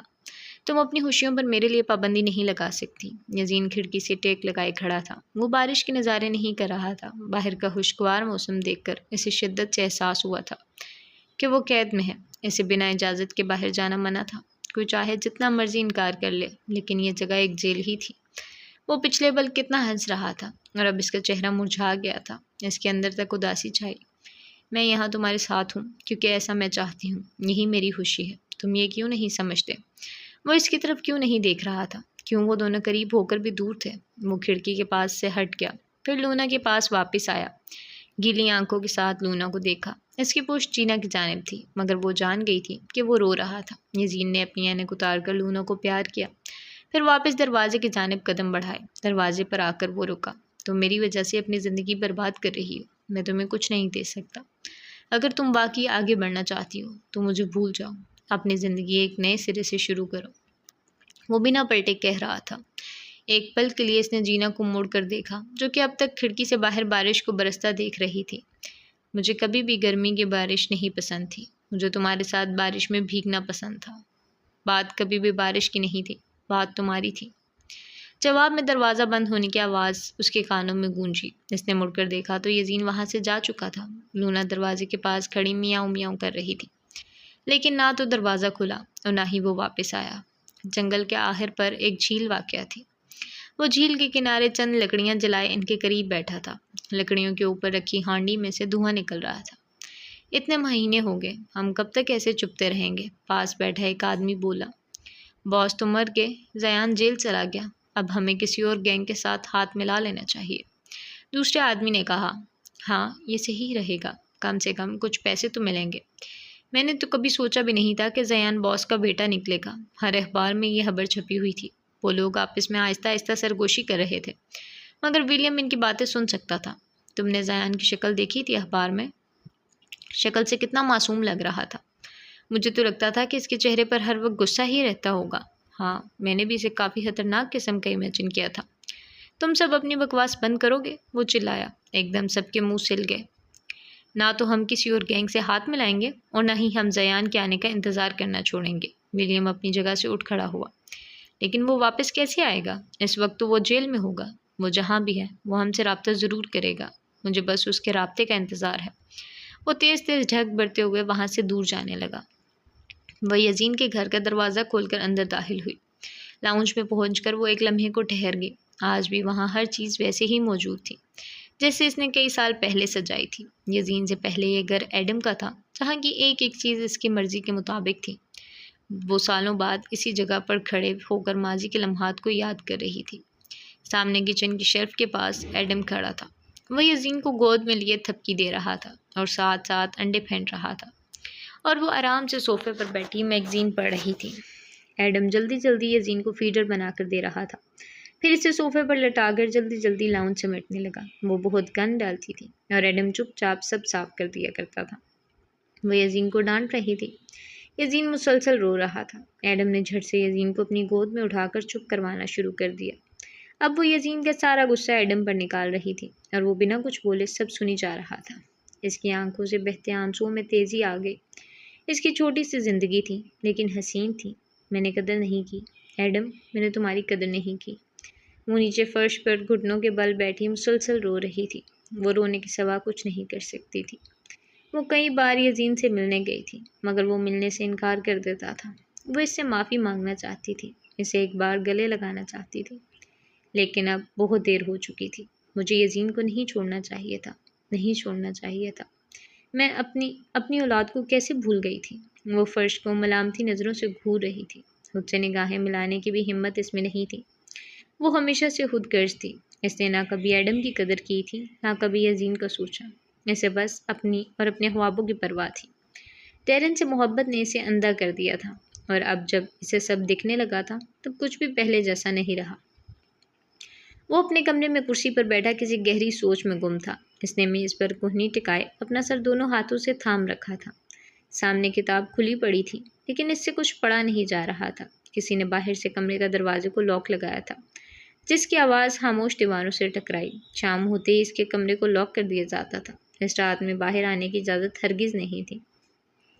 یزین نے اداسی سے مسکراتے ہوئے میز کی دراز کھولی۔ اندر چند کاغذات تھے جن پر وہ لکھا کرتا تھا۔ اس نے 2-3 صاف کاغذ باہر نکالے، پھر ہاتھ میں قلم تھام کر لکھنا شروع کیا۔ بعض اوقات زندگی ہمیں موقع نہیں دیتی، اور جب دیتی ہے تب تک ہم خود ہی ہار مان چکے ہوتے ہیں۔ میں نے ہمیشہ جینا کے ساتھ زندگی گزارنے کے خواب دیکھے ہیں۔ میں جانتا تھا کہ یہ خواہش لا حاصل ہے، لیکن اب جب لگتا ہے کہ شاید وہ خواب لا حاصل نہیں تھے، شاید وہ سب خواب حقیقت بن سکتے ہیں، تو نہ جانے کیوں ڈر لگتا ہے۔ شاید خواب خواب رہیں تو انمول رہتا ہے، مل جائے تو حق ہو جاتا ہے۔ اس کا چلتا قلم رک گیا۔ کمرے کی کھڑکی کھلی ہوئی تھی۔ اس نے کھڑکی کی جانب دیکھا۔ نیلا آسمان ستاروں سے بھرا پڑا تھا۔ ہلکی ٹھنڈی ہوا چل رہی تھی۔ زمین کی ہر چیز چاندنی میں چمک رہی تھی، لیکن چاند کی روشنی اس کے کمرے تک نہیں پہنچ رہی تھی۔ وہاں اندھیرا تھا۔ میں ایک قید میں ہوں۔ میں آزادی کے ساتھ گھوم نہیں سکتا، اپنی مرضی سے کہیں جا نہیں سکتا۔ شاید میں باہر کی دنیا دوبارہ پھر کبھی نہ دیکھ پاؤں، اور یہ سب جانتے ہوئے میں جینا کی زندگی کیسے برباد کر سکتا ہوں؟ وہ آزاد ہے، وہ جیسے چاہے اپنی زندگی گزار سکتی ہے، میں نہیں۔ وہ آگے بڑھ سکتی ہے، اور میں خود غرض بن کر اسے اپنے ساتھ رکنے کا نہیں کہہ سکتا۔ میں نہیں کہہ سکتا کہ میں اس سے محبت کرتا ہوں۔ کیا اگر میں ساری زندگی ادھر قید رہا تو وہ میرے لیے ساری زندگی انتظار کرے گی؟ نہیں، میں ایسا کبھی نہیں چاہتا۔ زندگی ہمیں اس موڑ پر لے آئی ہے جہاں میں زمین ہوں تو وہ آسمان، جن کا ملنا ناممکن ہے۔ اس نے اپنا قلم بند کر کے میز پر رکھ دیا، پھر وہ کافی دیر اسی طرح ساکت بیٹھا رہا۔ اس نے ایک بار مڑ کر کھڑکی کی جانب حسرت بھری نگاہوں سے دیکھا۔ آزادی، پھر اس کا بھی تو حق تھا۔ وہ بھی تو ایک خوشحال اور پرسکون زندگی گزارنا چاہتا تھا، لیکن کیا وہ ساری زندگی یوں ہی قید کاٹ دے گا؟ یزین اپنی جگہ سے اٹھا، پھر کھڑکی کی جانب آہستہ آہستہ قدم بڑھائے۔ باہر کتنا سکوت چھایا تھا، لیکن اس کے اندر ایک طوفان برپا تھا۔ شاید میں اس قابل بھی نہیں کہ مجھے ایک آزاد زندگی گزارنے کا موقع دیا جائے۔ میں نے نہ جانے کتنے قتل کیے ہیں، میری وجہ سے نہ جانے کتنے لوگ مارے گئے، میرے ہاتھ بے گناہ لوگوں کے خون میں رنگے ہیں۔ اس نے اپنے ہاتھ ہوا میں اٹھائے۔ وہ نظریں جھکائے اپنے ہاتھوں کی جانب دیکھ رہا تھا، اور دیکھتے ہی دیکھتے اس کے ہاتھ سرخ ہوتے گئے۔ پھر وہ سرخ رنگ خون میں تبدیل ہو گیا۔ خون اس کے ہاتھوں سے ٹپک کر کھڑکی سے باہر زمین پر گر رہا تھا، اور پھر اس نے دیکھا کہ پوری زمین سرخ ہو گئی۔ ہر طرف سرخی ہی سرخی چھا گئی۔ خون کا ایک تیلاب تھا جو اس وقت اس کمرے کی جانب بڑھ رہا تھا۔ یزین نے ہڑبڑاتے ہوئے جلدی سے کھڑکی بند کر لی۔ ماتھے پر خوف کے سائے منڈلانے لگے، آنکھیں بے ساختہ بھیگ گئی۔ نفرت کرتا ہوں میں خود سے، میری وجہ سے سب ہوا۔ اگر میں اس قدر کمزور نہ ہوتا تو زیان کبھی نہ آتا، وہ کبھی مجھ پر حاوی نہ ہوتا، وہ کبھی بھی کسی کی جان نہ لیتا۔ کاش میں نے خود کو بچا لیا ہوتا، پھر میری وجہ سے کوئی بھی نہ مرتا۔ وہ کھڑکی سے ٹیک لگائے کھڑا تھا، پھر جیسے ان گنت لاشوں کا بوجھ اس کے کندھوں پر پڑنے لگا، وہ لاشعوری طور پر نیچے فرش پر جا گرا۔ اس نے اٹھنے کی کوشش تک نہیں کی، وہ یوں ہی گرے رہنا چاہتا تھا۔ آنسوؤں سے تر چہرہ درد کی ایک نئی داستان سناتا تھا۔ میں کسی لائق نہیں ہوں، میں انسانوں کے درمیان رہنے کے لائق نہیں ہوں، میں جینا کے لائق نہیں ہوں، میں بدترین ڈیزرو کرتا ہوں۔ وہ اپنے ناکردہ گناہوں کے بوجھ تلے دب چکا تھا، جو قتل زیان نے اس کے جسم میں رہتے ہوئے کیے تھے۔ اسے لگتا تھا کہ وہ قتل اس کے ہاتھوں پر ہے، اسے قید ہی رہنا چاہیے، اس کا آزادی پر کوئی حق نہیں ہے۔ وہ ٹیرس کی گرل سے ٹیک لگائے آسمان کو تک رہی تھی۔ ہاتھ میں کافی کا مگ تھا۔ وہ اتنے عرصے میں اچھی کافی نہ سہی، مگر اس گزارے لائق کافی بنانا سیکھ گئی تھی۔ اس نے کافی کے 2 گھونٹ بڑھے، پھر اپنے بالوں میں ہاتھ پھیرنے لگی۔ وہ سمجھتا ہے کہ وہ زمین ہے اور میں آسمان، جن کا ملنا ناممکن ہے، لیکن وہ یہ کیوں نہیں سمجھتا کہ زمین اور آسمان میں کتنا ہی فاصلہ ہو، وہ ہمیشہ ایک ساتھ چلتے ہیں، وہ کبھی بھی ایک دوسرے کا ساتھ نہیں چھوڑتے۔ وہ اپنی جگہ سے اٹھ کھڑی ہوئی، پھر ٹیرس کے دروازے سے لاؤنج میں داخل ہوئی۔ صوفے پر لونا سو رہی تھی۔ وہ کافی کا مگ کچن کی شیلف پر رکھ کر اپنے کمرے میں داخل ہوئی۔ کمرہ سرخ روشنی میں نہایا ہوا تھا۔ وہ آہستہ آہستہ قدم بڑھاتے ہوئے بیڈ کے کنارے پر آ کر بیٹھی، نظر سامنے لٹکی بورڈ پر تھی۔ بورڈ اسی طرح یزین کی تصویروں سے بھرا ہوا تھا۔ مگر کونے میں ایک چھوٹی سی پرچی لٹک رہی تھی جس پر اس کا نام لکھا تھا۔ اس کا نام پڑھتے ہی جینا کسی اور ہی سوچ میں ڈوب گئی۔ یزین کے تھراپی سیشنز کیسے جا رہے ہیں؟ وہ ہاتھ باندھے ڈاکٹر اولیویہ کے سامنے کھڑی تھی۔ ابھی تک تو سب صحیح جا رہا ہے، اور سب صحیح جانا ہی سب سے زیادہ خطرے کی بات ہے۔ جو ریکارڈز اور رپورٹس مجھے ملی تھیں ان کے مطابق یزین کی دوسری شخصیت کافی خطرناک اور جارحانہ طبیعت کی ہے۔ اولیویہ نے گہرا سانس لیا ہے۔ میں نے یزین سے جب بھی بات کی ہے، ان میں سے چند ایک بار مجھے ایسا محسوس ہوا کہ میں یزین سے نہیں، زیان سے بات کر رہی ہوں، کیونکہ زیان کے سامنے آتے ہی یزین کے چلنے پھرنے، بولنے، یہاں تک کہ آنکھوں کے تاثرات بھی بدل جاتے ہیں۔ مگر وہ پرسکون بیٹھا تھا میرے سامنے، وہ یزین کی طرح تحمل سے رہنے کی ناکام کوشش کر رہا تھا۔ مجھے اس بات کی بالکل سمجھ نہیں آ رہی۔ جینا اس کی بات پر کافی حیران ہوئی، لیکن وہ بنا کوئی جواب دیے آگے بڑھ گئی۔ میں جانتی ہوں کہ تم اتنی آسانی سے خاموش بیٹھنے والے نہیں ہو، لیکن آخر تم کیا کرنے کا سوچ رہے ہو؟ اس کا دماغ زیان کے حوالے سے الجھ رہا تھا۔ جہاں تک وہ زیان کو جانتی تھی، وہ یوں ہار مان لینے والوں میں سے نہیں تھا۔ پھر ایسا کیا تھا جو وہ کھل کر سامنے نہیں آ رہا تھا؟ 4-5 کاغذات کو جوڑ کر ایک بڑا کاغذ بنایا گیا تھا جسے میز پر پھیلایا ہوا تھا۔ کاغذ پر کچھ ٹبے اور لکیریں بنی تھیں۔ کافی توجہ دینے کے بعد سمجھ آتی تھی کہ یہ کسی جگہ کا نقشہ ہے، اسٹیٹ ہسپتال کا نامکمل نقشہ۔ وہ اب تک پورے ہسپتال میں نہیں گھوما تھا، لیکن جو جگہ وہ دیکھ چکا تھا اس نے انہیں نقشے میں ڈھال لیا تھا۔ وہ میز پر ہاتھ ٹکائے کھڑا بغور اس نقشے کو دیکھ رہا تھا۔ اس نے غصے سے کاغذ دور پھینکا، پھر پوری قوت کے ساتھ 3 مکے سامنے دیوار پر مارے۔ باہر نکلنے کا کوئی راستہ نہیں تھا۔ ہر گیٹ پر سیکیورٹی سخت تھی۔ وہ کسی طرح اس عمارت سے باہر نکل بھی جاتا تو گیٹ پر آ کر پھنس جائے گا۔ اس نے کھڑکی کی جانب دیکھا۔ اس کا کمرہ سب سے اوپر والی منزل پر تھا۔ کھڑکی سے چھلانگ لگانے کا مطلب اپنی موت کو خود دعوت دینا تھا۔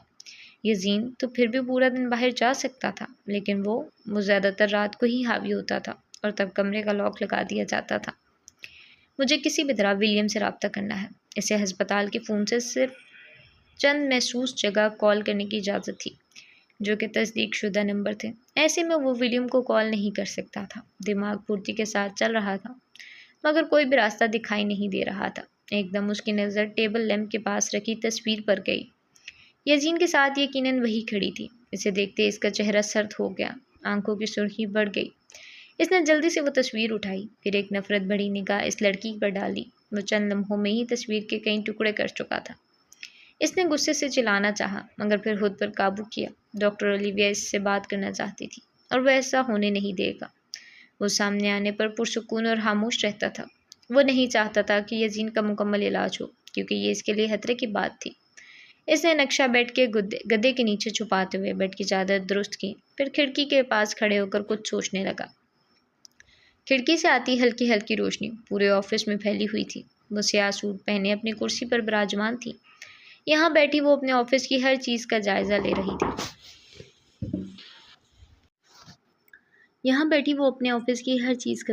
رہی تھی۔ کمرے کی بائیں جانب ایک الماری کھڑی تھی، جس میں قانون کی بے تحاشا کتابیں رکھی ہوئی تھیں۔ اس کے سامنے موجود لکڑی کی میز سیاہ موٹی فائل سے بھری ہوئی تھی۔ اس نے ایک نگاہ فائلز پر گھمائی، پھر اس کی نظر سرکتے ہوئے میز کے کونے پر رکھی تختی پر گئی، جس پر اس کا نام اور عہدہ درج تھا۔ Tina Alasdair, criminal defence solicitor. اپنا نام پڑھ کر اس کے لبوں پر ہلکی سی مسکراہٹ پھیل گئی، پھر اس نے مسکراتے ہوئے اپنا سر جھٹکا۔ اب وہ اپنے بالوں کو آدھے جوڑے میں باندھے ہوئے سامنے کھلی پڑی فائل کا بے حد غور کے ساتھ مشاہدہ کر رہی تھی۔ وہ فائل پڑھنے میں اس قدر مصروف تھی کہ اسے اندازہ ہی نہیں ہوا کہ اس کے پاس پڑا موبائل کب سے بج رہا ہے۔ اس نے جلدی جلدی فون اپنے کان سے لگاتے ہوئے کال ریسیو کی۔ دوسری جانب سے لیزا کی چہکتی آواز اس کے کانوں میں آ کر پڑی۔ یہ تم نے جب سے دوبارہ وکالت شروع کی ہے، تم زیادہ ہی مصروف نہیں ہو گئی ہو؟ آئی ایم ریئلی سوری یار، میں بس آ رہی ہوں، تم پارکنگ میں ہی 2 منٹ انتظار کرو۔ اگلے ماہ لیزا کی شادی تھی۔ وہ دونوں ایک ہفتے سے شاپنگ کا پلان بنا رہی تھی، لیکن کسی نہ کسی مصروفیت کی وجہ سے پلان کینسل ہو جاتا تھا۔ یزین اور ڈاکٹر اولیویہ لان میں بیٹھے کافی پی رہے تھے۔ ڈاکٹر اولیویہ کا ماننا تھا کہ قدرتی چیزیں دماغ پر زیادہ اثر انداز ہوتی ہیں، اسی لیے وہ زیادہ تر یزین کے سیشنز لان میں لیتی تھی، جہاں بے تحاشا پودے موجود تھے۔ کافی تو آپ واقعی بہت اچھی بناتے ہیں، انہوں نے کافی کو گھونٹ بھرتے ہوئے کہا۔ یزین جواب میں مسکرا دیا۔ دونوں کی کرسیوں کے بیچ میز موجود تھا، جس پر ٹیپ ریکارڈر تھا۔ سیشن میں ہونے والی ایک ایک بات ریکارڈ کی جاتی تھی۔ آج کل آپ کیسا محسوس کر رہے ہو؟ کوئی چیز تنگ تو نہیں کر رہی؟ اس نے اپنی اینک درست کرتے ہوئے سوال کیا۔ یزین نے جواب میں تھوڑی دیر سوچا۔ اولیویا اس کے ایک ایک تاثر کو بغور دیکھ رہی تھی۔ اس کی آنکھیں نارمل تھی۔ وہ آرام اور سکون سے بیٹھا تھا۔ نہیں، اب میں ماضی کو کم سے کم یاد کرنے کی کوشش کرتا ہوں۔ میں تمام بری یادوں کو بھول کر آگے بڑھنا چاہتا ہوں۔ مگر وہ بے حد آرام سے بات کر رہا تھا۔ اس نے دوبارہ سوچنے کے لیے وقفہ لیا۔ مگر میں سب کچھ نہیں بھول پاتا۔ کوشش کروں بھی تو ذہن میں خود بخود ان چیزوں کا خیال جاگ جاتا ہے۔ اور پھر جیسے میرا خود پر قابو نہیں رہتا، ہر چیز دھندلانے لگ جاتی ہے۔ میں خود پر سے اپنا اختیار کھو دیتا ہوں۔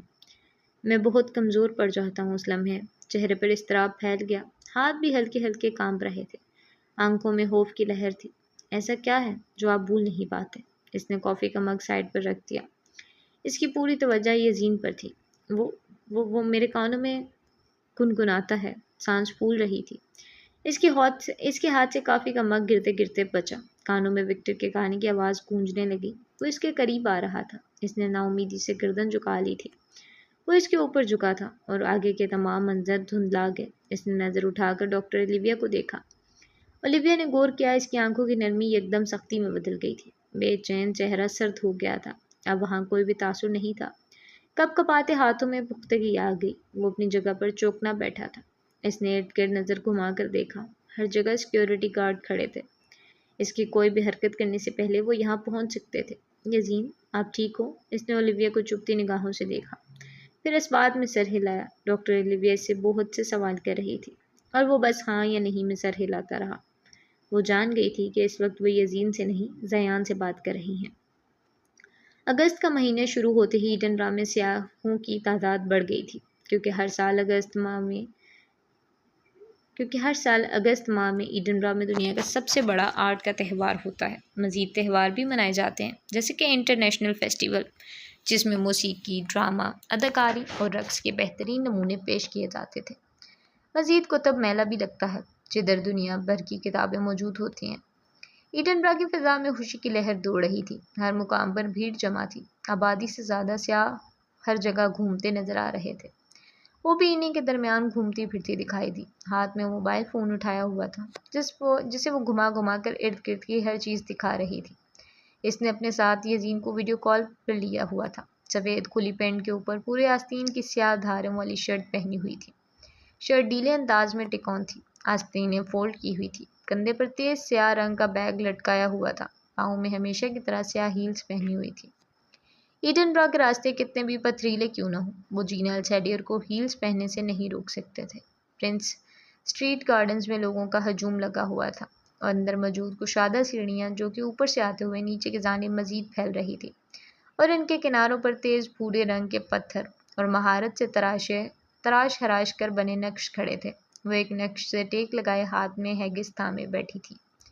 پھر اس نے نظر گھما کر اپنے پیچھے دیکھا۔ گوتھک طرز میں کھڑا بلند اور نوکدار مینار تیز بھورے رنگ میں ڈھلا ہوا تھا۔ مینار کے ساتھ موجود ستون نفیس پتھروں کی تراش خراش سے بنے ہوئے تھے۔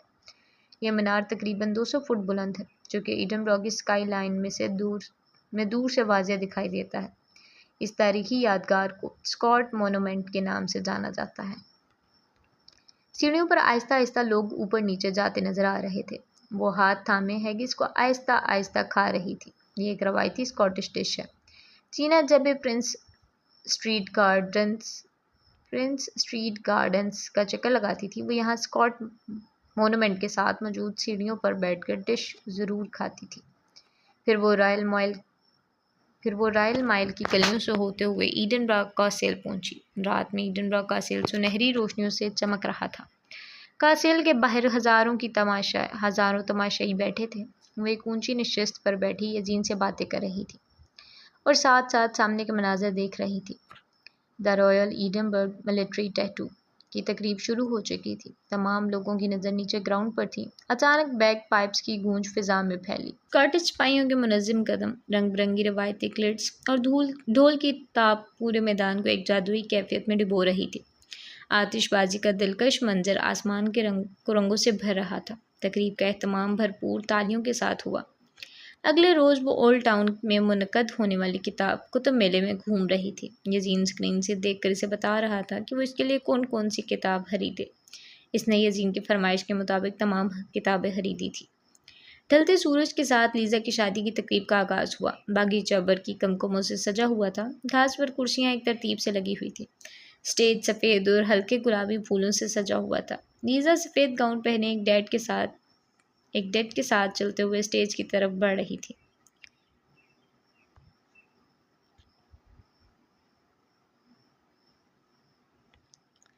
لیزا سفید گاؤن پہنے اپنے ڈیڈ کے ساتھ چلتے ہوئے اسٹیج کی طرف بڑھ رہی تھی۔ اس کے گاؤن کی ٹیل دور تک پھیلی ہوئی تھی۔ سر پر سفید پھولوں کا تاج پہنا تھا۔ ہر ایک کی نظر لیزا پر تھی۔ چینا نے لیزا کو اسٹیج کی جانب بڑھتے دیکھا تو وہ ہاتھ میں انگوٹھی کا ڈبہ تھامے اس کے قریب بڑھی۔ اس نے ہلکے بیج رنگ کی سٹین میکسی پہنی تھی جو کہ اس کے بدن سے لپٹی ہوئی تھی۔ میک اپ مناسب مقدار میں کیا ہوا تھا۔ ہونٹوں پر دھیمی دھیمی مسکراہٹ تھی۔ بال ہلکے ہلکے کرل کیے ہوئے تھے۔ جولری کے نام پر گلے میں چھوٹا سا نیکلس پہنا تھا۔ تم کیوں اتنا تیار ہوئی ہو؟ لیزا نے اس کے کان میں سرگوشی کی۔ چینا اس کی بات پر مسکرائی۔ میں تمہیں بتانا چاہتی ہوں کہ اس لنگور کے چکر میں تم نے کیا کھویا ہے، اس نے اتراتے ہوئے کہا۔ لیزا نفی میں سر ہلاتے ہوئے مسکرا دی۔ وہ اسٹیج کے پاس پہنچی تو اسٹیفن نے اپنے ہاتھ آگے بڑھایا۔ لیزا نے اس کا ہاتھ تھام لیا۔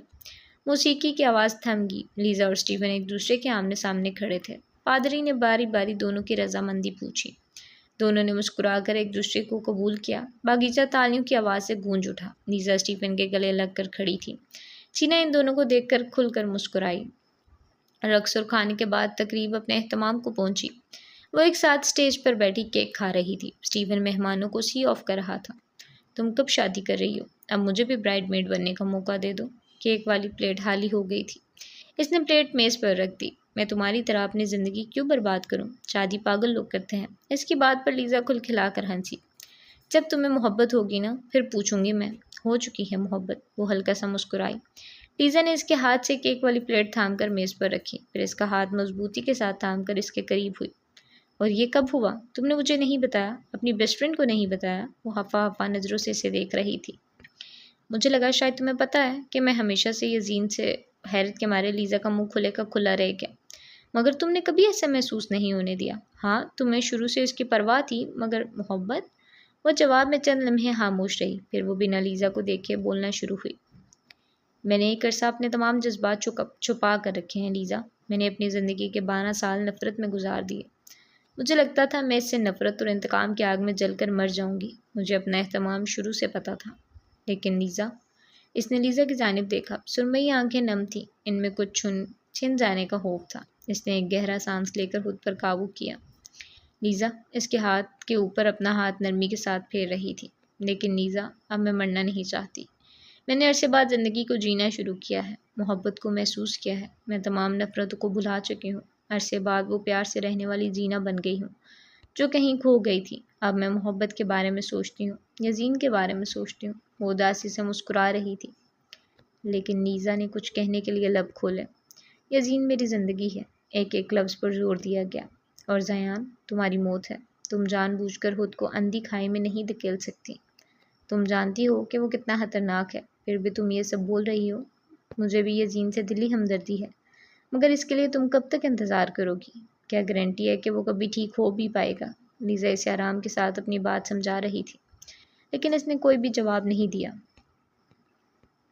آپ کو بلیاں پسند ہیں؟ اس سوال پر یزین نے اس بات میں سر ہلا دیا۔ وہ لان کی گھاس پر ٹانگیں فولڈ کیے بیٹھا تھا۔ گود میں سفید رنگ کی بلی لیٹی تھی اور وہ اس کے سر پر ہاتھ پھیر رہا تھا۔ میرے پاس ایک بلی ہے، مطلب تھی۔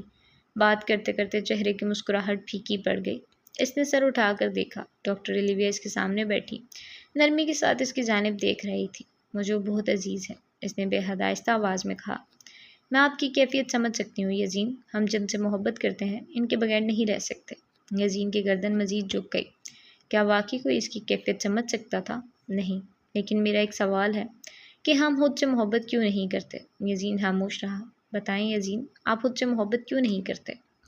جواب میں اس کے لب ہلے مگر کوئی الفاظ ادا نہ ہوئے۔ وہ کیوں خود سے محبت نہیں کرتا تھا؟ کیا کبھی اس نے اپنے بارے میں بھی سوچا تھا؟ نہیں، اس نے تو کبھی اپنی ذات کے متعلق سوچنے کی کوشش نہیں کی۔ دونوں اطراف گہری خاموشی چھا گئی۔ ڈاکٹر الیویا اس کے بولنے کا انتظار کرنے لگی۔ یزین نے بلی کے سر پر پیار دیا اور اسے اپنی گود سے اٹھا کر گھاس پر لٹا دیا۔ پھر اس نے اپنی اینک درست کرتے ہوئے گھٹنوں پر اپنے ہاتھ ٹکائے۔ وہ دائیں جانب دیکھتے ہوئے بولنا شروع ہوا۔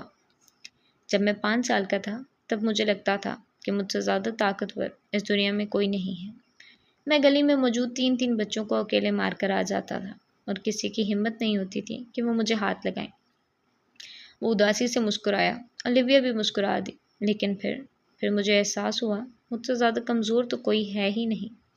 جارڈن مجھے تھپڑ، مکے، لاتیں اور بیلٹ اور بہت سی ایسی چیزوں سے مارتا تھا جن سے کئی دن کے لیے میرے جسم پر نشان چھپ جاتے تھے۔ یزین نے اپنا سر جھکا لیا۔ وہ نہیں چاہتا تھا کہ کوئی اس وقت اس کا چہرہ دیکھے۔ وہ اندر ہی اندر گھٹ کر رو رہا تھا۔ جسم پر انجانا سا خوف طاری تھا۔ وہ خود کو جتنا نارمل کرنے کی کوشش کرتا تھا سب بیکار تھی۔ لیکن ایک دفعہ میں نے خود کو بچانے کی کوشش کی۔ میں نے سوچ لیا تھا کہ اگر اب اس نے مجھے مارا تو میں بھی اسے ماروں گا، اور جب اس نے مجھے تھپڑ مارا تو میں نے بھی بدلے میں اس کے منہ پر تھپڑ مارا۔ مگر اس کے بعد وہ مزید غصے میں آ گیا۔ اس نے مجھے اپنے تھپڑ مارے کہ میں گنتی بھول گیا۔ اس دن مجھے احساس ہوا کہ میں کچھ نہیں کر سکتا۔ وہ خود کے لیے نہیں لڑ سکتا۔ میں کمزور ہوں۔ میں اس قابل ہی نہیں ہوں کہ میں خود کی مدد کر سکوں۔ اس کی گردن مزید گرتی چلی گئی۔ وہ سر اٹھانے کی ہمت نہیں رکھتا تھا۔ ماضی اس کا پیچھا کیوں نہیں چھوڑ دیتا؟ کیوں ایک پل کے لیے وہ سب بھول نہیں پاتا تھا؟ یزین نے اپنا ہاتھ اٹھایا، پھر اپنی ہتھیلی کی جانب حالی نگاہوں کے ساتھ دیکھنے لگا۔ ڈاکٹر اولیویا خاموشی سے اس کی سب باتیں سنتی رہی۔ اس کی آنکھیں نم ہوئی تھیں۔ اس نے اپنی آنکھ صاف کی۔ میں تو خود کی کبھی حفاظت ہی نہیں کر پایا۔ میں نے اس رات سب محسوس کیا۔ وہ میرے جسم سے اپنی ہوس مٹا رہا تھا۔ میں بس دیکھتا رہا۔ 5 بار وہ سب دہرایا۔ وہ بار میرے یزین شکستہ سی گردن ہلائی۔ آنسو تیزی کے ساتھ اس کی ہتھیلی پر آ کر گر رہے تھے۔ وہ انہیں روک نہ پایا۔ لمحہ بھر کو وہ بھول گیا کہ اس کے سامنے کوئی موجود ہے۔ وہ زاروں کے تار روتا گیا۔ بچوں کے ساتھ ایسا کون کرتا ہے؟ میں تو صرف 6 سال کا تھا نا۔ وہ جانتا تھا میں کمزور ہوں۔ وہ جانتا تھا کہ میرا کوئی نہیں ہے، مجھے کوئی نہیں بچائے گا۔ اس نے پھر بھی میری ذات داغدار کی، اور میں کچھ نہیں کر پایا۔ مجھے خود کو بچانا چاہیے تھا۔ مجھے وہاں سے بھاگ جانا چاہیے تھا۔ اسی لیے مجھے اس یزین سے نفرت ہے جو اپنی حفاظت نہیں کر پایا۔ میں خود سے کبھی محبت نہیں کر پاتا۔ اس نے ہاتھ آگے بڑھا کر اپنی آنکھیں رگڑ کر صاف کی، پھر اپنے گیلے گالوں کو باری باری پونچھا۔ ذہن میں بار ماضی کی جھلکیاں گردش کرنے لگی۔ ایک سیکنڈ کے لیے اسے لگا جیسے وہ خود سے اپنا قابو کھو رہا ہے۔ دماغ میں جیسے دھند چھا رہی تھی۔ پھر اس نے ساری سوچوں کو جھٹکتے ہوئے بائیں جانب دیکھا۔ بلی ابھی بھی اس کے گھٹنے پر سر رکھے لیٹی تھی۔ اس نے دوبارہ سے بلی کو اپنی گود میں لٹا لیا۔ پہلے وہ خود سے صرف اس وجہ سے نفرت کرتا تھا کہ وہ اپنے دفاع نہیں کر پایا تھا، لیکن اب وہ خود سے اس لیے بھی نفرت کرتا تھا کیونکہ اس نے ایک شیطان کو اپنے اندر پلنے دیا تھا۔ زیان نے اس کے جسم میں رہتے ہوئے نہ جانے کتنی تباہیاں پھیلائی تھیں۔ وہ اس بات کی وجہ سے اندر ہی اندر خود سے شرمندہ سا رہتا تھا، لیکن وہ اس بات کا اظہار ڈاکٹر اولیویا کے سامنے نہیں کر پایا۔ وہ بس چپ چاپ بیٹھا خود کو نارمل کرنے کی کوشش کرنے لگا۔ جب وہ کسی حد تک نارمل ہو گیا تو ڈاکٹر اولیویا بولنا شروع ہوئی۔ خود کو معاف کر دو یزین، ہمیں خود کو ان چیزوں کے لیے معاف کر دینا چاہیے جن پر ہمارا اختیار نہیں ہوتا۔ آپ صرف 6 سال کے تھے۔ 6 سال کا بچہ کیسے اپنا بچاؤ کرتا؟ یہ ناممکن تھا۔ اس نے نظر اٹھا کر اولیویا کو دیکھا۔ بھوری آنکھیں رونے کی وجہ سے سخت سرخ ہو رہی تھی۔ اس نے پھر سے نظر جھکا لی۔ اس سب میں آپ کا کوئی قصور نہیں ہے۔ خود پر رحم کرو۔ اس 6 سال کے یزین پر رحم کرو۔ آپ ایک 6 سال کے بچے سے نفرت کر رہے ہو۔ کیوں؟ کیونکہ وہ کمزور تھا، معصوم تھا۔ کیا خود کو معاف کرنا اتنا آسان تھا؟ وہ فیصلہ نہ کر پایا۔ جانتے ہو دنیا میں ہر روز 40,000 سے بھی اوپر بچے ریپ کا شکار ہوتے ہیں، اور یہ ان کیسز کی تعداد ہے جو کہ پولیس کو رپورٹ کیے جاتے ہیں۔ نہ جانے کتنے ایسے کیسز ہیں جو رپورٹ بھی نہیں ہوتے۔ اب تک تقریباً 600 ملین سے بھی زیادہ لوگ 18 سے کم عمر میں جنسی زیادتی یا تشدد کا نشانہ بنے ہیں، اور ہر سال اس تعداد میں اضافہ ہوتا جا رہا ہے۔ تو آپ مجھے بتاؤ یزین کہ کیا ان سب بچوں کا کوئی قصور تھا؟ کیا آپ کو لگتا ہے کہ انہوں نے خود کو بچانے کی کوشش نہیں کی ہوگی؟ یزین نے اس کے سوال پر نہ چاہتے ہوئے بھی نفی میں سر ہلایا۔ تو کیا آپ ان 600 ملین بچوں سے نفرت کرتے ہو؟ کیا ریپ وکٹم سے نفرت کرنا ان کے ساتھ زیادتی نہیں ہے؟ وہ پہلے ہی بے حد مشکل زندگی گزار رہے ہوتے ہیں۔ وہ دوسرے لوگوں کی نسبت زیادہ حساس ہوتے ہیں۔ ان میں سے کئی تو ہمت ہار کر بیٹھ جاتے ہیں اور کئی اپنا ٹراما سے لڑنے کی کوشش کرتے ہیں، مگر بہت ہی کم لوگ مکمل طور پر اپنے ٹراما سے ہیل ہو پاتے ہیں۔ تو اب بتاؤ یزین، کیا آپ ان سب بچوں سے نفرت کرتے ہو؟ نہیں، زندگی ان کے لیے پہلے ہی کافی دشوار ہے۔ میں ان سے دلی ہمدردی رکھتا ہوں۔ ان سب کا تو محبت پر سب سے زیادہ حق ہے۔ میں ان سے کبھی نفرت کر ہی نہیں سکتا۔ وہ بے اختیار جلدی جلدی کہہ اٹھا۔ تو آپ خود سے نفرت کیوں کرتے ہو؟ یزین نے ساکت نگاہوں سے اولیویا کی جانب دیکھا۔ ایک پل کے لیے وہ کوئی جواب نہ دے پایا۔ یزین، ہمارے لیے دوسرے لوگوں سے محبت کرنا بے حد آسان ہوتا ہے۔ ہم دوسروں کو معاف بھی کر دیتے ہیں یہ سوچ کر کہ ہم رحم دل ہیں، لیکن جب بات ہم پر آتی ہے تو ہم یہ نہیں کر پاتے۔ ہم خود کو محبت کے قابل سمجھنا چھوڑ دیتے ہیں۔ ہم اپنی ذات کے لیے اتنا سخت دل ہو جاتے ہیں کہ خود کو ناکردہ گناہوں کے لیے معاف ہی نہیں کر پاتے۔ ہم بار بار خود کو الزام دیتے ہیں کیونکہ یہ ہمارے لیے سب سے زیادہ آسان ہوتا ہے۔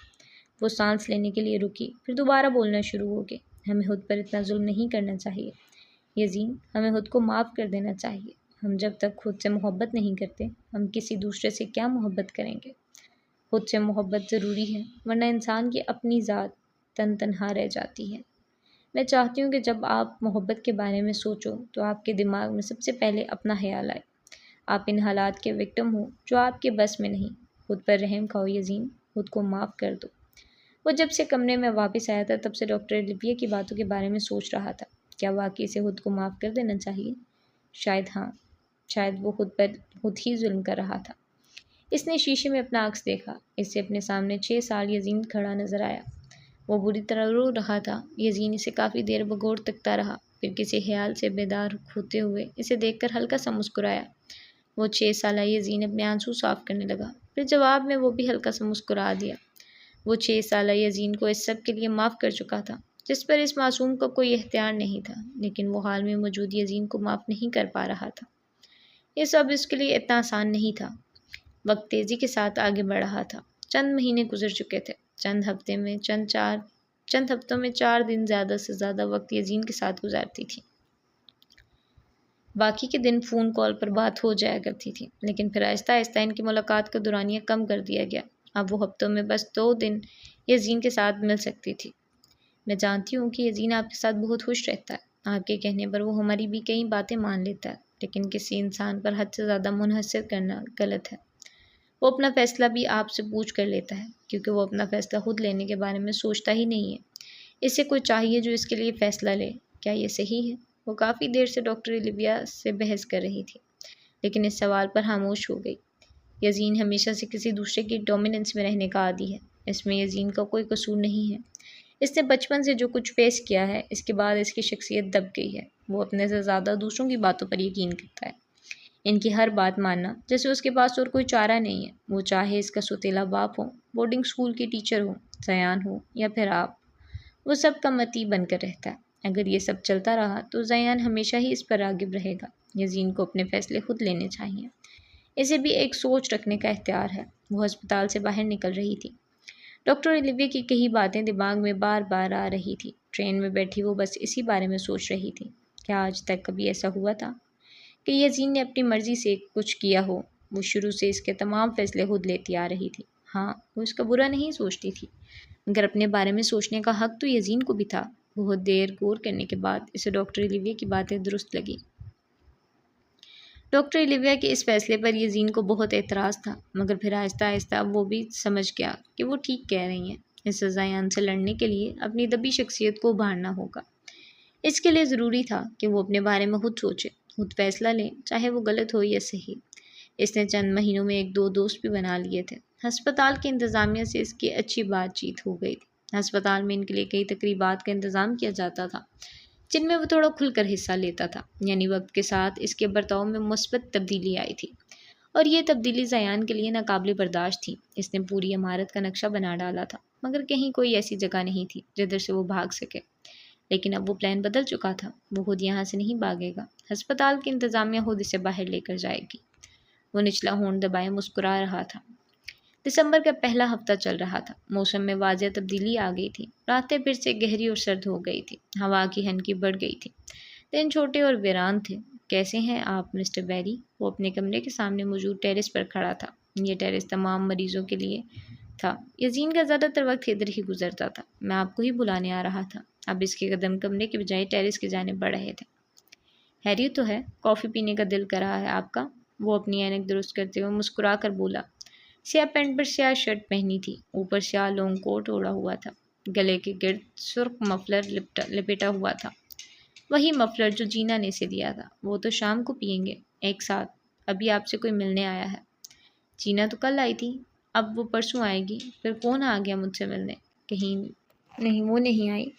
ڈاکٹر الیویا نے میڈم آیونا کو یہاں سے منع کر دیا تھا۔ آپ کی مرضی کے بغیر وہ آپ سے نہیں ملوائیں گی۔ وہ یزین کا اشارہ سمجھتے ہوئے خود ہی کہہ اٹھا۔ یزین اس کی بات پر خاموش ہو گیا۔ پہلے وہ ان سے ملنے کے لیے دن رات تڑپتا تھا، اور اب وہ اس سے ملنے کے لیے تڑپتی تھی، اور وہ نہیں ملتا تھا۔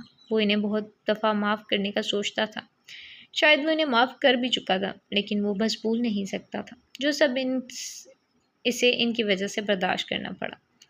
وہ یہی سوچتے سوچتے راہداری میں قدم بڑھا رہا تھا۔ ملاقاتی کمرے کے پاس آ کر اس کے قدم تھم گئے۔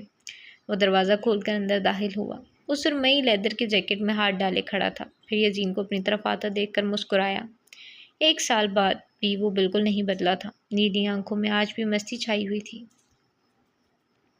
یزین اسے دیکھ کر حیرت کے مارے کھڑا رہ گیا۔ اذلان نے کچھ کہنے کے لیے لب کھولے، ابھی وہ کچھ کہنے ہی والا تھا کہ یزین اس کی جانب بھاگا۔ اذلان اسے اپنی طرف آتا دیکھ کر خوش ہو رہا تھا، اور اس کی خوشی اچانک مدھم بڑھ گئی۔ یزین اس کا سر اپنے بازو میں دبائے اس کی کمر پر تھپڑ مار رہا تھا۔ شرم نہ آئی تمہیں؟ 1 سال گزر گیا مگر تم نے ایک بار بھی مجھے کال نہیں کی، وہ شکوہ کر رہا تھا، ساتھ ہی ساتھ اس کی کمر میں تھپڑوں کی برسات کر رہا تھا۔ زیان بھائی، یہ آپ تو نہیں ہیں، یہ آپ تو نہیں ہو، اتنا بھاری ہاتھ، وہ چلاتے ہوئے خود کو چھڑوانے کی کوشش کر رہا تھا۔ اس کا چہرہ سرخ ہو گیا تھا۔ یزین نے اسے ایک دم چھوڑ دیا۔ اس نے سر اٹھا کر یزین کو دیکھا جو اسے گھور رہا تھا۔ تم خود یہاں نہیں آئے، تمہاری موت تمہیں یہاں لائی ہے۔ اس کی سرد آنکھیں اذلان پر ٹکی تھی۔ اذلان نے بہت سا تھوک نکلا، دل زور سے دھک دھک کرنے لگا۔ وہ میں تو یزین سے ملنے آیا تھا، مجھے پتا ہوتا کہ آپ سے ملاقات ہوگی تو میں نہیں آتا۔ زیان بھائی، آپ آرام کریں، میں کل آ جاؤں گا۔ اس نے ڈرتے ڈرتے اپنی بات مکمل کی، پھر واپس جانے کے لیے پلٹ گیا۔ اب اس نے ایک قدم آگے بڑھایا ہی تھا کہ یزین کا کہکا پورے کمرے میں گونجا۔ وہ میز پر تالی مار مار کر ہنس رہا تھا۔ اذلان نے مڑ کر دیکھا تو اس کی ہنسی کی آواز مزید اونچی ہو گئی۔ مجھ معصوم کے ساتھ ایسے مذاق نہیں کیا کرو، میرا دل بہت چھوٹا ہے، میں ڈر جاتا ہوں۔ وہ بچوں کی طرح معصومانہ انداز میں بول رہا تھا۔ یزین نے اپنی ہنسی دبائی، پھر اذلان کو اپنے گلے سے لگایا۔ اذلان نے بھی مضبوطی کے ساتھ اسے اپنے گلے سے لگایا۔ آئی ایم سوری، مجھے کال کرنی چاہیے تھی۔ جب لائلہ نے مجھے سب بتایا تو میں نے جینا سے بات کی تھی۔ اس نے بتایا کہ تمہیں ادھر شفٹ کر دیا گیا ہے۔ میں نے سوچا شاید تم ابھی تک ناراض نہ ہو۔ پھر لائلہ نے کہا کہ ایک بار ہم پاکستان سے واپس ایڈنبرا چلے جائیں تو خود جا کر ملنا یزین سے اور ساری ناراضگی دور کر دینا۔ مجھے بھی معاف کر دو، میں اس دن زیادہ ہی اوور ریئیکٹ کر گیا تھا۔ اذلان نے اس بات میں سر ہلا دیا۔ وہ دونوں ایک دوسرے کے آمنے سامنے صوفے پر بیٹھے تھے۔ کیا 1 سال پہلے ان کے بیچ کوئی لڑائی ہوئی تھی؟ وہ دونوں لمحے بھر میں بھول گئے تھے۔ ارے چھوڑو، ہم کیا پرانی باتیں لے کر بیٹھ گئے، یہ بتاؤ کیسے ہو؟ میں ٹھیک ہوں۔ پاکستان کا ٹرپ کیسا رہا؟ وہ اسے اپنے ٹرپ کی تمام تفصیل بتا رہا تھا اور یزین اس کی باتیں غور سے سن رہا تھا۔ وہ دونوں کافی دیر تک بات کرتے رہے۔ یزین اذلان سے مل کر کافی اچھا محسوس کر رہا تھا۔ پھر میں نے اس لڑکے کو اتنا مارا کہ بس پوچھو ہی مت۔ لائلہ پر گندی نظر ڈال رہا تھا۔ ایسے کیسے چھوڑ دیتا میں؟ وہ سینہ چوڑا کیے اپنی بہادری کے قصے سنا رہا تھا۔ اور اس لڑکے نے مار کھا لی؟ مطلب جواب میں کچھ اس نے بھی تو مارا ہوگا تمہیں؟ نہیں، وہ دراصل لائلہ پہلے ہی اس کے سر پر ڈنڈا مار کر اسے بے ہوش کر چکی تھی۔ یزین نے ایک لمحے کے لیے اسے گھورا۔ تو یہ جو تم نے مجھے پورا اپنی بہادری کا قصہ سنا ہے، یہ جس لڑکے کو تم نے اتنے مکے اور تھپڑ مارے تھے وہ پہلے سے ہی بے ہوش تھا؟ اس نے نفی میں سر ہلاتے ہوئے افسوس کیا۔ ارے پتہ ہے اس دن کیا ہوا؟ اس کے پاس ایک سے بڑھ کر ایک بہادری کا قصہ موجود تھا جس میں اس کی بہادری کا نام و نشان نہیں تھا۔ اذلان کی تمام کہانیاں سن کر یزین کا ہنس کر برا حال تھا۔ وہ کافی عرصے بعد اتنا ہنسا تھا۔ تم جان بوجھ کر اتنے بیوقوف بنتے ہو، ورنہ در حقیقت تم بہت سمارٹ ہو۔ وہ تو میں ہوں، خیر یہ سب چھوڑو، یہ بتاؤ کہ تمہارے اور جینا کے درمیان سب کیسا چل رہا ہے؟ وہ اس کے سوال پر خاموش ہو گیا۔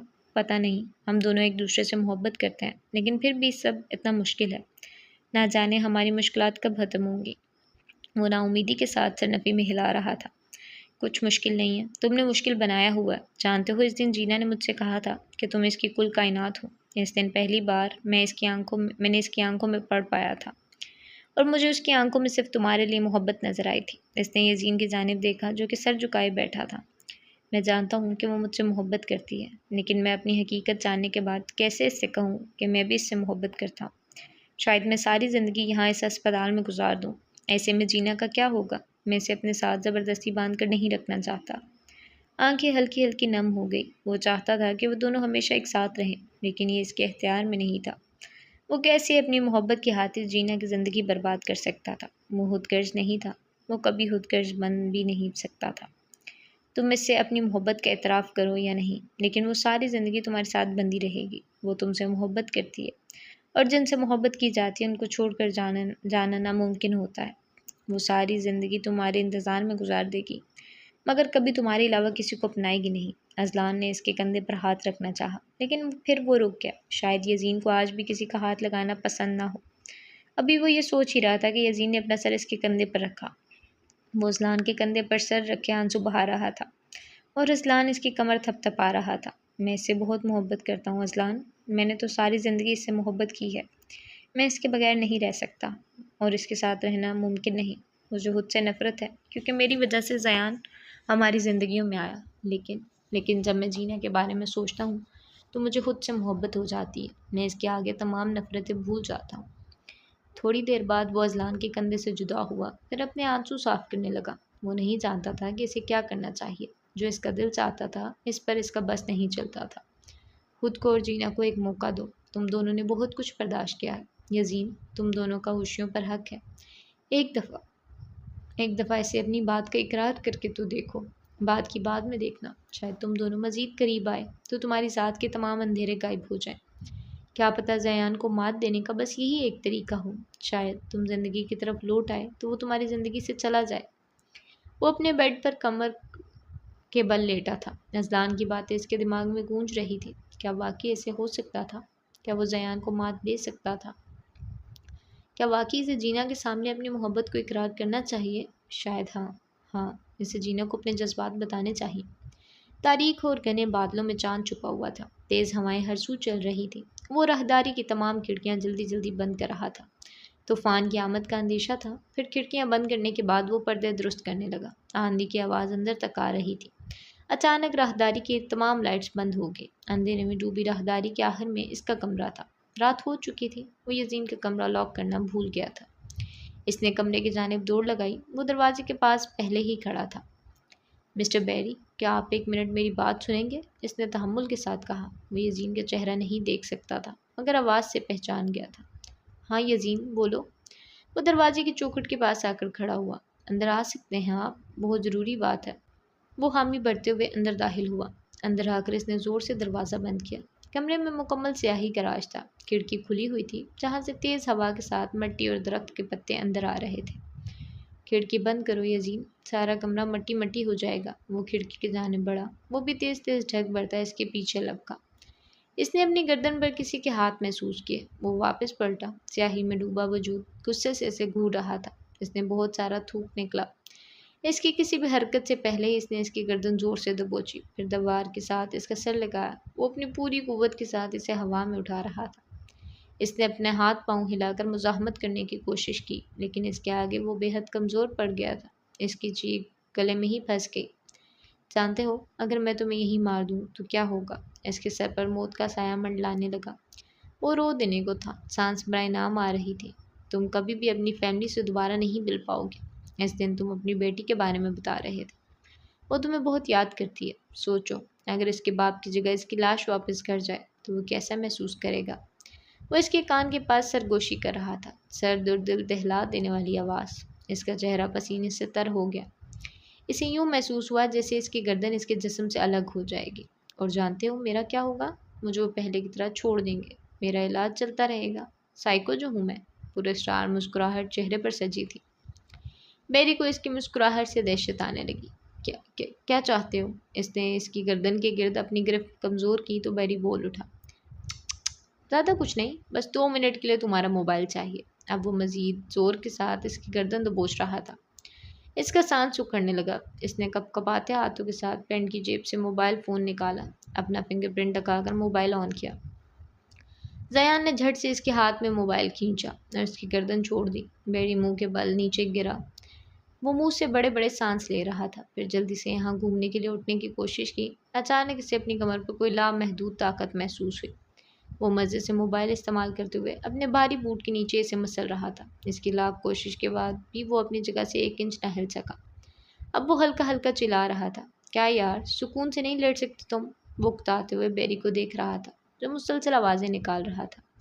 اس کی آواز سن کر کوئی بھی اندر آ سکتا تھا۔ اس نے بیری کو ایک زوردار لات مار کر سیدھا کیا۔ اس کا منہ کھلا ہوا تھا۔ زیان نے جھٹ سے اپنا بوٹ اس کے منہ میں گھسا دیا اور اس کی آواز آنا بند ہو گئی۔ وہ اپنے دونوں ہاتھوں کی مدد سے اس کا بوٹ باہر نکالنے کی کوشش کر رہا تھا مگر تمام تر کوشش بیکار تھی۔ پرفیکٹ، وہ نچلا ہونٹ دبائے مسکرایا۔ پھر اس نے بنا کوئی پل ضائع کیے ایک نمبر ملایا۔ کافی دیر تک بیل جاتی رہی۔ ہیلو، کون؟ موبائل کی دوسری جانب سے آواز آئی۔ ولیم، میں زیان بات کر رہا ہوں، اسٹیٹ ہسپتال، لانکشائر۔ تیار رہنا، میں بہت جلد سگنل دوں گا۔ وہ جلدی جلدی اپنی بات مکمل کر رہا تھا۔ جتنے لوگ بھی اس کے ساتھ گرفتار ہوئے تھے ان میں ولیم نہیں تھا۔ اسے ولیم حوالات میں بھی کہیں نظر نہیں آیا تھا۔ وہ یہ بات اچھے سے جانتا تھا کہ ولیم اپنے ہاس لوگ لے کر تہانے سے بھاگ گیا ہوگا، اسی لیے اس نے پہلے ولیم کو کال ملائی تھی۔ اور اگر ایسا نہیں تھا اور ولیم بھی پکڑا گیا تھا تو وہ کوئی اور ترکیب سوچ لے گا، لیکن اس کا اندیشہ درست ثابت ہوا۔ ولیم بچ نکلا تھا۔ پلان کیا ہے؟ ہم 15 کے قریب لوگ ہی بچ پائے تھے اور اتنے سے لوگ ہسپتال پر کیسے حملہ کریں گے؟ وہ سب میں بعد میں بتاؤں گا، لیکن اگلے کچھ دن تیار رہنا۔ اتنا کہہ کر اس نے فون کاٹ دیا۔ زیان نے ایک نظر فرش پر لیٹے انسان کو دیکھا۔ آنکھیں چمک اٹھی۔ اس نے اپنا بوٹ اس کے منہ سے باہر نکالا۔ بیری نے کھانستے ہوئے بہت سارا تھوک فرش پر تھوکا۔ اس نے اپنا بیڈ کا گدا اٹھایا۔ نیچے چند کاغذات اور ایک چھوٹا کانٹا پڑا تھا۔ اسے چھری یا کسی بھی نوکیلی چیز سے دور رکھا جاتا تھا، لیکن نہ جانے اس نے کہاں سے ایک کانٹا چھپا کر اپنے پاس رکھا ہوا تھا۔ وہ نیچے فرش پر بیٹھا اور کانٹا ہاتھ میں اٹھا کر بیری کی طرف دیکھا۔ بیری کو اس کی آنکھوں میں جنون طاری نظر آیا۔ وہ ابھی تھوڑا سا سنبھلا تھا۔ اس نے زوردار چیخ مارنے کے لیے منہ کھولا۔ زیان نے جلدی سے اس کے منہ پر ہاتھ رکھا۔ بس ایک کام اور کر دو میرا۔ وہ اس کے کان کے پاس سرگوشی کر رہا تھا۔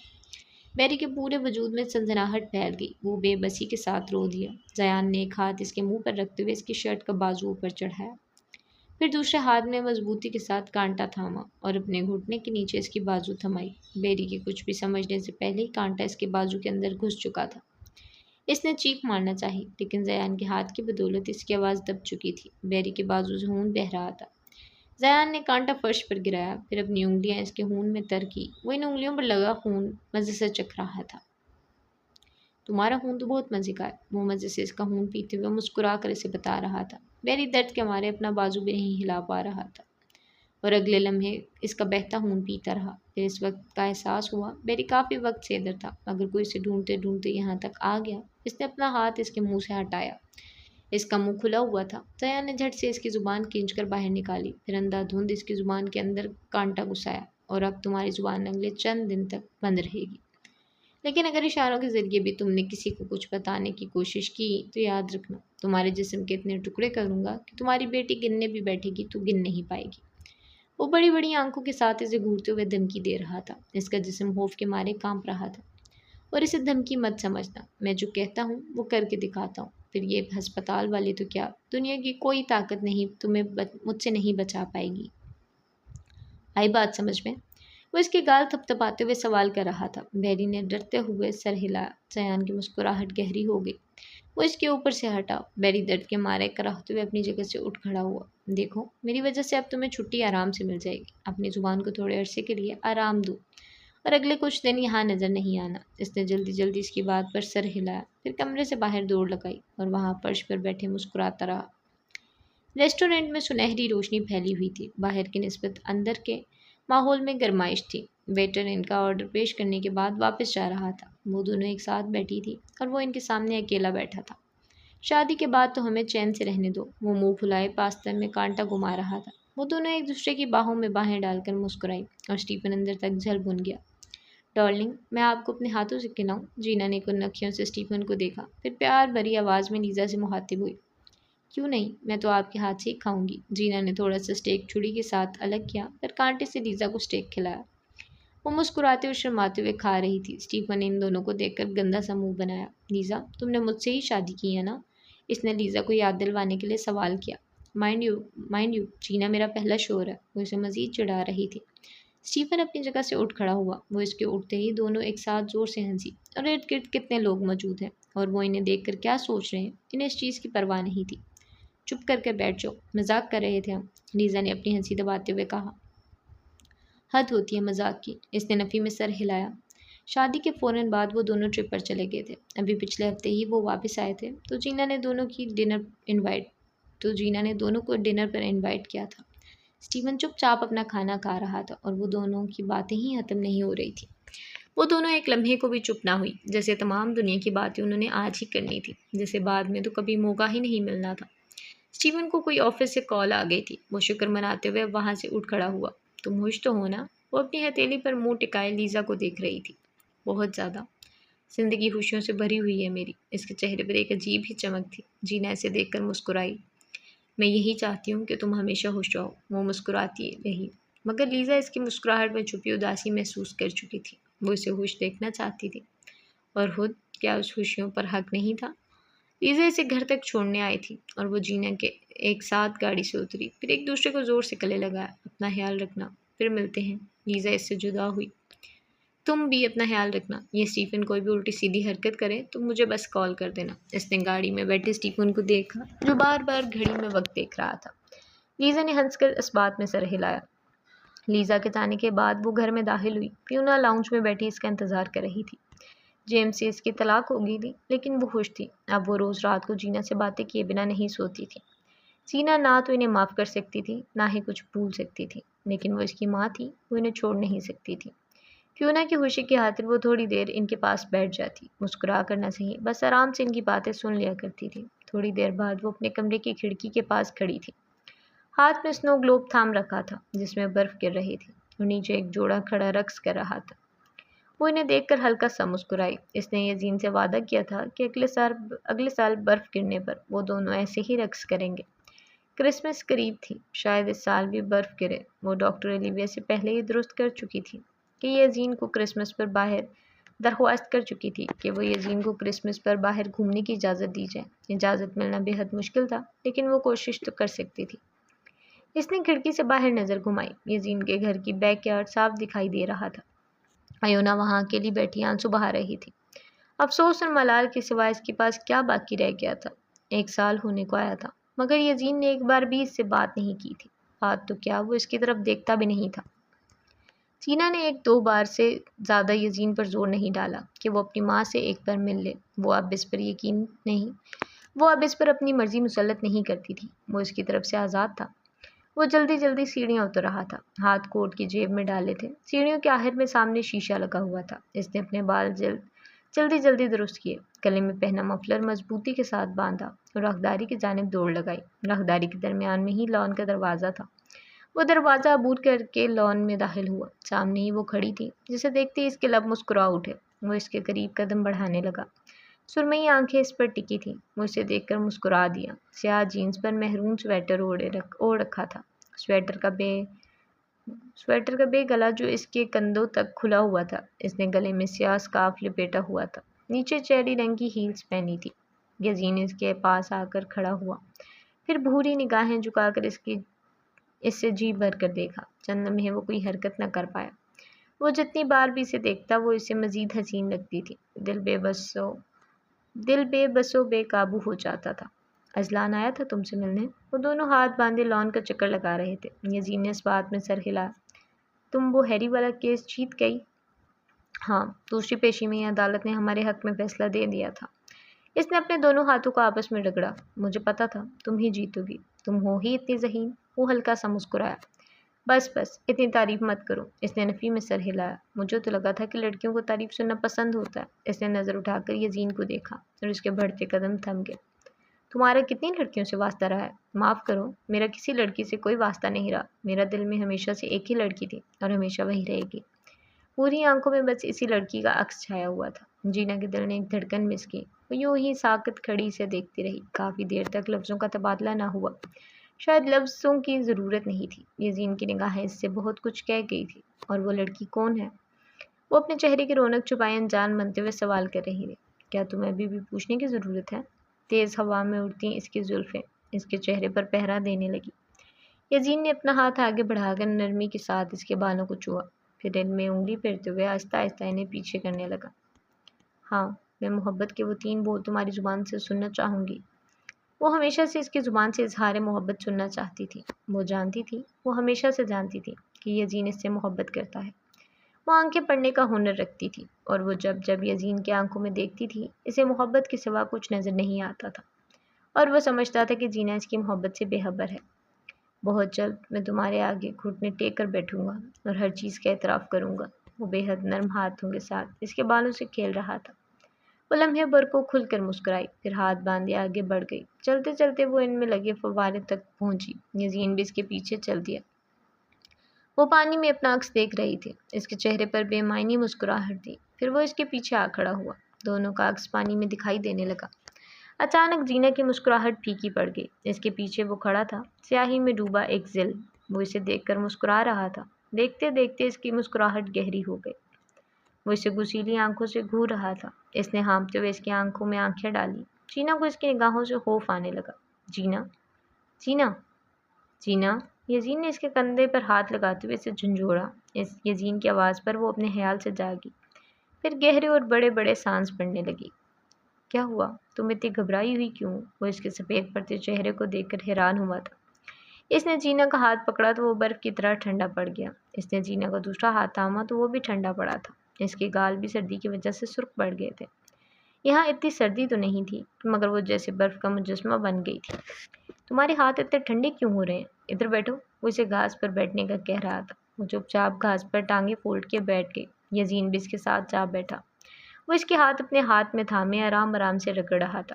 اس کے ہاتھوں کی گرمائش کی بدولت جینا کے ٹھنڈے اور سن پڑے ہاتھ حرکت کرنے لگے۔ پھر یزین نے اس کے ہاتھ باری باری اپنی کوٹ کی جیب میں ڈالے۔ اب وہ اس کے گالوں کو نرمی کے ساتھ تھپ تھپا رہا تھا۔ وہ بنا کسی تاثر کے اسے گھور رہی تھی۔ پھر جیسے اپنے ہوش و حواس میں واپس آئی تو بنا کچھ سوچے اسے اپنے گلے سے لگا لیا۔ وہ کچھ سمجھ نہ سکا۔ آخر وہ اتنا ڈری ہوئی کیوں تھی؟ اگر کسی نے مجھے نقصان پہنچانے کی کوشش کی تو تم کیا کرو گے؟ اس نے یزین کے کندھے پر اپنا سر ٹکایا۔ دل میں ایک انجان خوف نے جنم لیا۔ تو میں تمہیں بچا لوں گا، اوکے؟ وہ اسے یقین دلاتے ہوئے کہہ رہا تھا۔ جینا نے بس سر ہلا دیا۔ جانتے ہو میری زندگی کی سب سے بڑی خواہش کیا ہے؟ میں تمہارے ساتھ سکون سے زندگی گزارنا چاہتی ہوں۔ وہ خود ہی سوال کر کے خود ہی بول پڑی، جیسے وہ اس سے پوچھ نہیں رہی تھی، وہ اسے بتا رہی تھی۔ یزین اس کی بات پر ہلکا سا مسکرا دیا۔ اور تمہاری زندگی کی سب سے بڑی خواہش کیا ہے؟ اس نے کافی دیر خاموش رہنے کے بعد پوچھا۔ یزین نے اس کی بات کا کوئی جواب نہ دیا۔ وہ بھی آگے کچھ نہ بولی۔ ان کی بات ادھوری ہی رہ گئی۔ So ji, this is the end of this episode. Hope you will like it. Please like, share, subscribe and comment. And ملتے ہیں اس کی لاسٹ ایپیسوڈ کے ساتھ۔ اللہ حافظ.